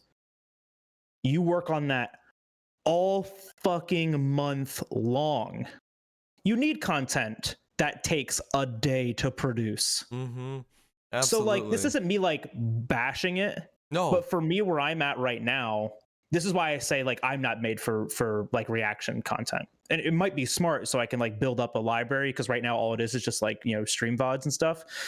But I don't have that other thing that people are going to watch after they watch the reaction video, right? They're going to watch the reaction video, be like, okay, this guy's cool. What else does he have? A 14-hour long 3-part VOD of a Char% speed run. I'm going to go watch a Small Ant video. Like, well, I mean, like, that's what I would do. I'd 100% do that. But that's what you would like. You want to advertise yourself like greatly in that video as well for the reactions. That's what I've started like doing for a lot of reactions recently as well. Like a lot of people say, "Hey, I can't channel." It's just like, "Oh, hey, what's up?" It's like, "When are you uploading again?" Don't know. My question too, friend. Yeah, but like, no, but I totally agree with you. Reaction video content is the absolute most lazy content you could make on YouTube, and it could get you a lot of traction because they love your reaction to it. They love the adrenaline rush they get from you because they want to get excited with you. That's the whole aspect of reaction content. Yeah. They love the excitement. But it's not content. I think it's not. I think it's content that pulls attention, but it's not it's not content that keeps people there, right? Like sometimes a video like that gets someone to your channel. Yeah. Right. And like, you're gonna have people in your community. You're gonna have community that wants to see your reaction too, right? So like, if you have, let's say you have 1,000 subscribers, those 1,000 subscribers, not all of them, but of those 1,000 subscribers, a lot of them are going to watch your reaction because they're interested and invested in your community already. And then if your reaction goes viral, then all those people are going to be watching it. They start subscribing, but they're going to look at your other content, right? That's the thing because like the content there is just like you doing, like you reacting to something. There's no substance to it. It's, you are literally showing off your personality. I always think that, at least for me, whenever I do that, I'm looking at what else that person makes, right? I'm trying to see like, what else do they do? What else do they have to offer? Is this someone that like I'm going to subscribe to because they're making other content and they're a personality that I enjoy? I've been like contemplating a lot as well, making just like a separate channel. I'm dying. My throat's just falling apart over here. Went to, like, it's gonna be quiet. Boobs. It's my lungs. Oh yeah, no, my lungs. But my teeth are fine. My lungs are dying. Yeah. I always contemplated doing like separate channels for like different things, which is a really smart thing to do, by the way. Like if like that's why I made like a separate channel for shorts. That channel's gonna be meant for shorts. YouTube Shorts. Keep it there. Okay. That's what I plan to do. Then my main channel is gonna be for like just everything else, like reaction videos to new content that I'm genuinely excited for, and then fucking whatchamacallit, my own other videos that like have like heavily describe why this works as an anime build. Like this Monster Hunter build works for anime. And me talking about games like For Ultimate. I love that game. Yeah, just separate. I don't know where I was.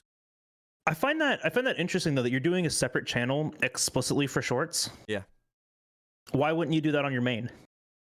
Because I feel like it just like it makes a mess. I feel like in terms of when you look through the videos on their channel, you look through the video section, you just see like a shit ton of shorts that are posted like every day, and then you see like one video that's like the official video on the channel kind of thing. Like I feel like, so for me at least, I feel like it's a mess, and I like my. You can like reorganize that though, can't you? You can put like other playlists before that, can't you? Yeah, well, on your main page, yeah, you can organize everything like that. But when you go to the videos category, to me, it just looks like a mess. Oh, because it shows like all of your uploads, and it shows all the shorts that you uploaded. Everything. Instead of like your most recent upload. Yeah. Okay. Yeah. Oh, that's interesting. I wonder if there's a. Oh yeah, because then you would go over to your playlist tab. I opened up my YouTube as an example. then you go over your play your playlist tab, and then Yeah. you would look there. I see. Yeah. Mm-hmm. I mean, yeah, no, that's actually a really interesting take. So you just didn't want to bog down your videos, your actual uploads with your shorts. Yeah. So hey, that's a good recommendation to YouTube. That's a good YouTube feedback. Make a separate tab for shorts. You would have videos, playlists, shorts. That all three would separate be tabs. really nice. Please. Because then you're not getting bogged down, and because this is what I'm thinking, shorts act like TikToks but on YouTube. Yeah. And I caught myself the other day scrolling through shorts. I did it, scrolling through shorts on YouTube. I was like, oh, okay, I can see the appeal of this, and I can see where this is. It's a little bit longer than a TikTok, and it's directly linked to your YouTube, because I don't have to go and search in your links. Because like I would click on that SkojSkull Shorts, channel icon and go see what else you have, and I would subscribe to that, not to your main channel. Mm-hmm. Right? That's what I'm thinking, right? Because like your shorts is still serving the same purpose as pulling content, pulling people to your YouTube content and then filtering into your, but it's being separated. It's being separated and segregated, because then you have people that are watching your shorts, and then you have people that are watching your YouTube videos, but they're two separate people until they start to look a little bit deeper, right? Well, does it matter if it's like giving you the same recognition and advertising for other stuff? I think it's more so about filtering. It's about making all of these tools work for each other, right? It's because like, I don't know, because like you're if it works, right? Because but the thing here is that the ask already is, watch this short and then come to my Twitch, right? Like that's what the intent is, right? Yeah. So like in my thinking, what you're gonna get most, like 90% of the people doing is just subscribing to your channel that's making those shorts because they liked that short. Yeah. And then the other 10% of them are actually gonna click on the Twitch link. Maybe 10%. Yeah. Right? That's my thinking, which is why I've been going through and replacing all of my links to stuff with Linktree, because with Linktree Pro, this is not sponsored by Linktree, by the way. With Linktree Pro, you can see how many clicks you get per day and where those clicks are coming from. What like URL was that like link on that brought a click to you? So I'm thinking, I've been like looking at that a bunch and understanding this is a key of advertising, right? This is how you determine, do I buy a billboard? Do I buy a TV ad? It's understanding where your level of effort is going, where money is going in some cases, and what's making you the most return. Yeah. So in this case, a 10% back return on investment, right? If it is, right? This is just an example. 10% is huge, by the way. If it's 1%, understanding like how people are interacting and what if they're understanding your intent with that, right? Because now I as a viewer have to understand that like, oh, this is just your shorts channel, and you may have that posted everywhere. Yeah. Right. It may be in the description of the video of the short. It may be in the description of your channel. It's probably everywhere, right? But YouTube is not idiot proof. Sorry, internet. YouTube is not idiot proof. I miss that shit all the time. I didn't know you had a separate channel for shorts, so now I'm gonna look for it. But no, it's just the thing is with the link trees. I'm always weird with link trees because my thought process is this. It's just like, I want to make things as straightforward and simple as possible for people to be like, all right, I'm gonna click this. This goes to this page. Instead of like having to click that link, it goes to a separate link that has like all these different like categories of stuff to go through. Oh yeah. And then you have to click, you put it in the right places, right? Yeah. Like because it's the same thing, right? Like on my YouTube, it's my Twitch link and then my link tree, right? On Twitter, it's my Twitch link and then my link tree. On Twitch, it's my Twitch link and then my link tree. Like everywhere it's the Twitch link first, because that's the thing you're pulling attention to. But then I also like the link tree because people will click on that and see all of the shit that you're doing, right? So like I have it on there for like my speedrun.com profile. I have one up there for the podcast. I have one up there for my Twitch and my Twitter and my YouTube. Like all that shit's up there too. And then anytime that I want to like get into something else, I just add it to the fucking link tree. It's right there. And then I don't have to change the link everywhere because the main link is always Twitch. And the sublink is always Linktree. But I only had to add the link to one place. It's very easy on us. Please click on the Linktree. Yeah. I don't know. I found myself clicking on them a lot, so I made myself one. Because like I wanted to see what other what things people were doing. You know, like I know people are like, I know someone is a Twitch streamer, but like maybe they got some other things going on. Like, oh, let me go click at their Linktree. Oh, they got a community Discord. Let me go join that. You know. I don't know. It's like that weird thing in like marketing that and advertising and putting yourself out there. Yeah, I think about it. We've gone off on such a tangent. What the fuck were we talking about? Oh, I was talking. Yeah, okay, I know what we're talking about. It connected. Yeah, it was relevant. Probably. Let us know in the comments below. No, but that's like something else too, because I guess we're kind of on the topic is like, you know, what we've been doing and streaming and what our goals are and stuff like that. How are we on time, by the way? Topic of what we were talking about? No. We were just kind of talking about like what we've been doing and like Jesus Christ. I thought that was like the main thing we were talking about, and then I was bringing it to that. Yeah, no. No, the main thing we were talking about was being troubled teens in high school. Yeah. And somehow we got here. Yeah. We need a flow chart for these podcasts, right? So the audience can look at it and like, you know, keep up. Because I can barely keep up. No, I understand, but I'm like, this is our lazy cast. This is our. Yeah, absolutely. We love the people that we talk with and talk to and everything, and we always give them the like a notice beforehand of what to expect for this podcast, which is like, oh, so what's this podcast about? Yes. Yes. Every time someone asks, what's this podcast about? Yeah. We'll think of something probably.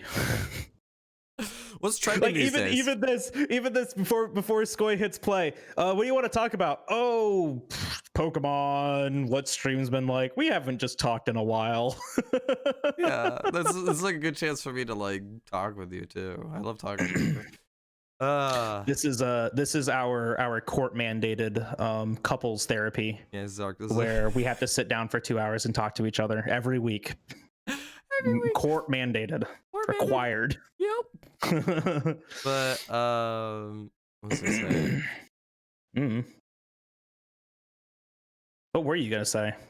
I don't know if you want to talk about this in the podcast, but the whole Streamlabs and OBS. Oh yeah, we could talk about that. That's something that's going on. That's something that hey, you know how I procrastinated on all that other stuff this week? Yeah. Also procrastinated on that. Didn't touch it. I'm still using Streamlabs OBS. I'm kidding. So for those of you that don't know, it's an easy transfer, just 2 clicks. I have to set up audio. I have to redo window captures. It is not just 1 click. It's 2 clicks. There is a lot of clicks to this. Many click. Transfer scenes. No. Well, yes. And then you have to go and check every scene. You know how many scenes I have, Skoy? I have many scenes. Screenshot all your settings. That's not how this works all the time. I have to do test recordings and all sorts of things. And then I have to change all of my alerts from Streamlabs to Stream Elements. There is a lot of steps here. Yeah, but I have to change my bot from Streamlabs chatbot to something else. Don't know yet. I really like this fucking chatbot, so I might keep it. Stream Elements chatbot. Stream Elements is really nice. The Streamlabs chatbot though is really good. I like it because it has its own client, right? It's like it's a program that I open up and then everything is there. Like you literally can transfer everything. All your the raffle too. But this has the raffle. So Stream Elements. But this is set up. You can also see how much you love someone. Didn't steal. For some reason, they have an automatic command in Stream Elements so we can see how much you love someone. Oh yeah, exclamation love. Yeah, exclamation love, and Liz always does it to me. Exclamation love SkojSkull. I only love you 39% today. Sorry. But that's fair. Yeah, it's setting expectations early. Yeah. But no, going to like the Streamlabs OBS to like OBS, I thought it was a partner thing, but then it was really confusing the entire time why there were still 2. So I looked into this very early on. For those of you that don't know what happened, Yeah, let's explain recently, OBS Studio, the company OBS, whose software OBS Studio is open source, copylefted. That means it is theirs; they own it, but they have made it open source for anyone to use without need for monetization or licensing or anything. This is kind of like, think about it like, oh man, how does every delivery service have Google Maps? Man, it's the same thing. Google Maps is an open source thing that any company can put the API into and then work over top of it. It's the same shit. OBS Project is the name of the company, said early on to Streamlabs, hey, we don't mind you using, like, because they reached out like, hey, we're gonna use, you know, the open source, we're gonna make our own platform, we plan on adding all this monetization to it and all of that, we're gonna call it Streamlabs OBS. And OBS Project said, fine, great, don't call it Streamlabs OBS, just don't associate OBS. OBS is our brand, that's like our company. People are going to get confused. Skoj literally saying here, literally proving the point, I thought it was a partnership thing. Yeah. Two entirely different companies using open source, perfectly fine. But this is kind of like one of those things, like, I keep saying it's not illegal. What Streamlabs OBS did is not illegal. What they did is not against the law. But it doesn't tickle that, like, they're a team player kind of vibe when it comes to like the media and technology industry, because everything that they have done, every product that they have put out, every advertisement it seems that they have made has been copied but just from somewhere else, either Elgato or any other program. The Stream Deck, a lot of them. Stream. So I pulled up, so this is a tweet from November 16th. So Stu, if you guys don't know who Stu is, Stu runs the Streamlabs company, like, for lack of a better term. Oh my gosh, this goes back even further. Holy shit. Okay, even before then, Lightstream. Lightstream is a streaming software. It's like an XSplit. It's like the Twitch streaming software. It's like all those things. It's called Lightstream. Lightstream posted a picture. On the left side is their advertisement that they made. Yeah. This is what started it all, by the way. Like, this is the thing that started it. I mean, at least from what I can tell, this is the earliest post from November 16th. And then it was OBS and Stu, which is Stream Elements, and everyone else just kind of tacking on to this post. So this seems where the majority of it started. 60,000 likes, by the way. 6,000 retweets and 2,000 quote retweets. Anyways, it is on the left side. It is the Streamlabs, or excuse me, the Lightstream. I don't know this brand, so I'm struggling. The Lightstream advertisement. It's their web advertisement, their web page that's promoting their product, which is a streaming product. It's a product that is designed towards console streamers. This advertisement was designed specifically for Xbox and PlayStation streams. It apparently integrates directly with, you know, the console, so with the console streaming software. But then this is a software on your computer, so you can control the layout. Because if you've ever done a console stream before, you know you have literally no control over that. If it's just going straight to Twitch. So this is an intermediary to kind of help polish that. That's really cool product. Yeah, very, very cool product. Nearly word for word. Yep. Like, you know how in school they taught us plagiarism, and they were like, you have to change the words. You can have the same meaning, but you need to change the words because those aren't your words. So they taught us like 3 words in a row, like, oh, that's plagiarism. I don't know if anyone else was taught that, but when I was taught English and plagiarism, it was if you have the same 3 words in a row and they aren't articles, like a, the, by, stuff like that, that's plagiarism. Okay. So on the right side of this, right next to the Lightstream article, the web article, is the Streamlabs Studio article. almost identically word for word the same fucking article. Yep. The same intent, the same product, the same reviews. That's right. Identical reviews at the very bottom. Identical to the word. Literally the same reviews. They changed the name of the people that gave the reviews to people that don't exist. But hey, that's a review from them. Even the people that gave the Lightstream review went on Twitter and were like, we wrote these reviews, like confirmed, we wrote these reviews for Lightstream. Like those are our words that we wrote for Lightstream on this date. Here's the review that you can go and find. Like we did it on like Yelp or whatever. And here it is. We did not write that for Streamlabs Studio. So this sparked a thing. Huh. You guys too? Stu from Stream Elements, also putting out, the team at Streamlabs should be ashamed, not satisfied enough to ride the OBS project hard work now to copy hours down to the layout. Oh wait, no, Stu is Lightstream, my bad.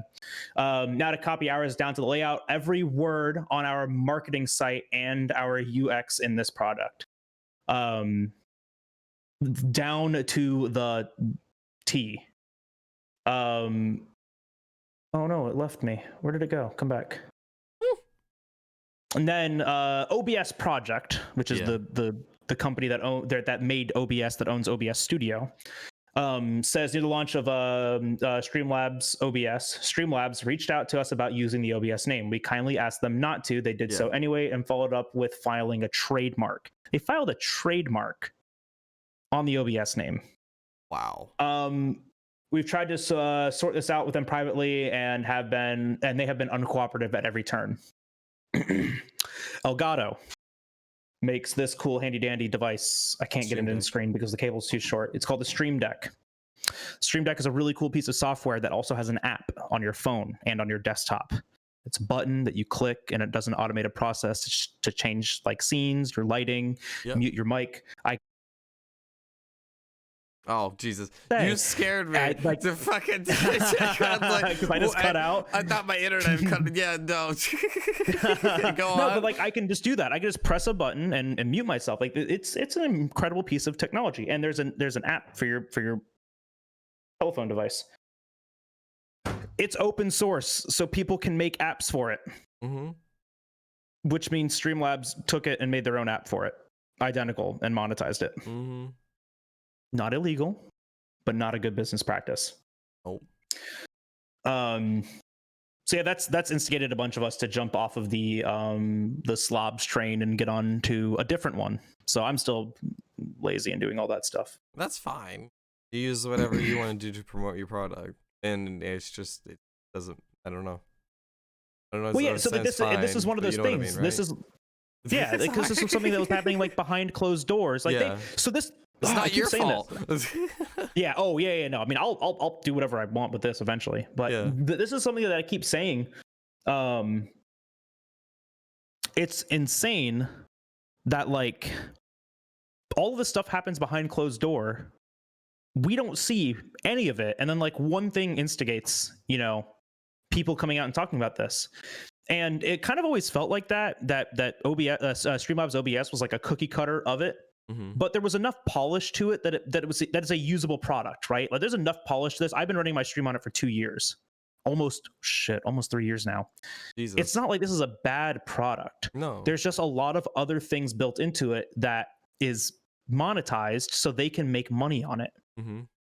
So this comes down to this simple question: are there ethics in business?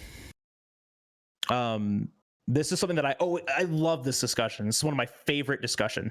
Are there ethics in business? Everything that the Streamlabs company has done to date has not been illegal. No. But has it been ethical? So that's the kind of situation that we are left in as like consumers, right? Like this is a product that people like Skoy and I and many of our guests need to use. We need to use some sort of broadcasting software. If you guys didn't know, if you didn't know this, OBS stands for Online Broadcasting Software. There are hundreds of them, by the way. Yes. But OBS is like the one that's specifically designed for a home computer to run for the kind of stuff that we want to do. Mm-hmm. There are hundreds of these products, though. Twitch made one on the OBS project, open source. It's okay. Yeah. Let's see. The Lightspeed one is another one that we were just talking about. XSplit is another one that's built similarly, but has some other major differences. I don't know exactly what those were, but I know it was built with YouTube in mind. I think so. I think it was built with YouTube in mind. I don't know anything about. I don't know anything about XSplit though. You had to pay XSplit back then. I don't know how it is now, but before, when it was like around when it started, I guess you had to pay for XSplit, and there's also a watermark if you didn't pay for it.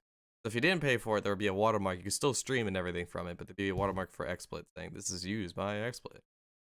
That was interesting. Yeah, it was interesting how they managed pay to watermark. Pay to watermark is just remove.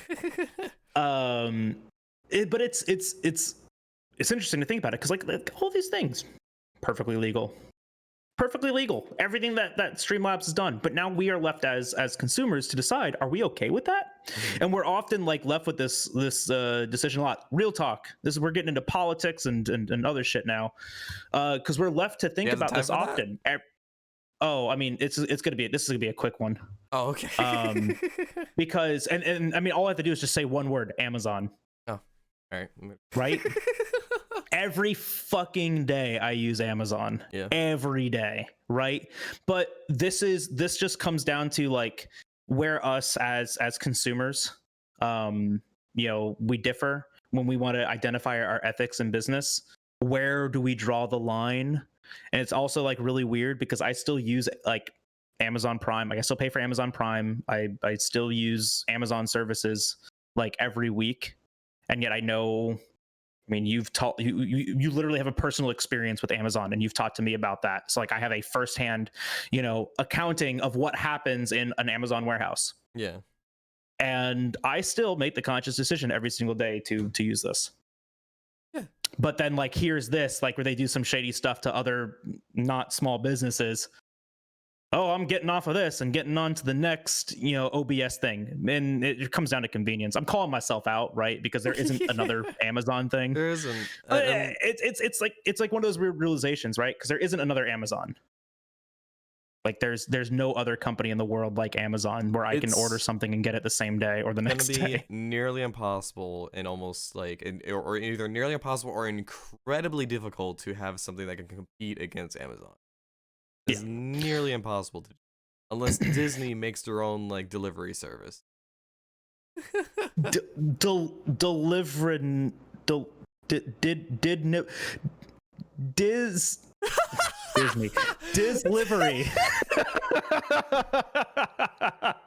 I had no idea what you were trying to do at the beginning, and then I started understanding what you were doing. Because Disney Delivery's got a good noise to it, but it can be one word. Dee could you imagine like Disney impossible. themed? Could you imagine Disney themed like delivery trucks driving around delivering shit? With the Mickey Mouse ears on the top of the roof. Oh, what a capitalist hellscape that would be. Jesus, that would be insane. That would be that. But that's. I guess that's my point. It's just like literally nothing can compete against Amazon unless it's like some. So huge what else are you gonna do? You know what? I'm gonna start my own delivery service. SkojSkull delivery. That's like the thing is like us as in that situation, like me as a consumer, what am I gonna do then? Get in my car and go to Walmart or Target and they might have the thing that I need, or am I just gonna order it from Amazon again and I'll get it in a day or two? Yep. Unfortunately, I'm going to order it from Amazon wholeheartedly knowing what occurs there. And that's like the really shitty thing. But like in this case, with Streamlabs OBS, we have a very convenient alternative. Yeah. I literally go to a website and like Skoj saying, it takes minutes to do. I am just lazy. The convenience is there. But yeah, it's because the convenience is there. Yeah, exactly. I don't know. That's one of the arguments I always and like calling myself out too, kind of, right? It's like one of those interesting things to think about, like ethics in business. I like that's right. We're more than just video games and Pokemon knowledge. We talk about clothing business. There's a lot behind that we do. But I think that's about good. That covers about everything we want to talk about. Yeah, I'd say so. Unless you wanted to I'm good. Okay. I mean, I can sit here and talk about nothing again for another 2 hours. I don't know if anyone wants to listen to that. I'd be down to. I know you would be. Yeah. We usually end up sitting on these calls for another hour afterwards. Yeah. But yeah, do you want to finish things off? Yeah, I can do that. Oh, okay. Oh, I gotta sit up right. Gotta get in the. All right, guys. Thank you so very much for listening to this episode of Gamer Breakfast. It was nice to download with you, Skoj. Yeah, it really was. I liked it. It was fun. All of the links to us will be in the description below. And I need to work on my intros. You need to work on your outro. Outro is perfect. What are you talking about? Oh, yeah, sorry. You're fine. Go on. And like Skoj's been saying, we are planning on bringing in not one but two returning guests, people that you have seen here before, and maybe some new faces as well, because there is no form or factor to this. And we plan on bringing back some returning guests and talking about some new topics and having maybe a little more structure. Is that what we want here? No, it's going to be more chaos. It's going to definitely be more chaos, because we're going to get like two people that don't probably know each other, that are meeting each other for the first time. They're going to be like, oh my gosh, I like that too. And then we're going to talk about that thing for 2 hours. Yeah, we're going to be talking about, like, I'm going to be careful and not introducing like two Zelda people together, because we're going to talk about Zelda again for another podcast. That's what I was thinking about, because like when we had Elise on. Well, yeah, when we had Elise on, and you were like, "Oh yeah, we're gonna have like people on." I'm like, "What if we had Zenith?" In my mind, and I was like, "No, it's a bad idea." I mean, it'd probably be a great podcast, but we are literally only gonna talk about Zelda. Exactly. But anyways, it'll be easy for us. They'll just go off. Oh, absolutely. We'll just be like, you know what? My phone. You guys, you have fun. I'm gonna. All right. Well, thank you guys very much for watching this. We'll see you again next week for more Gamer Breakfast. Take care. Put us in your mouth. Woo. Bye. I can't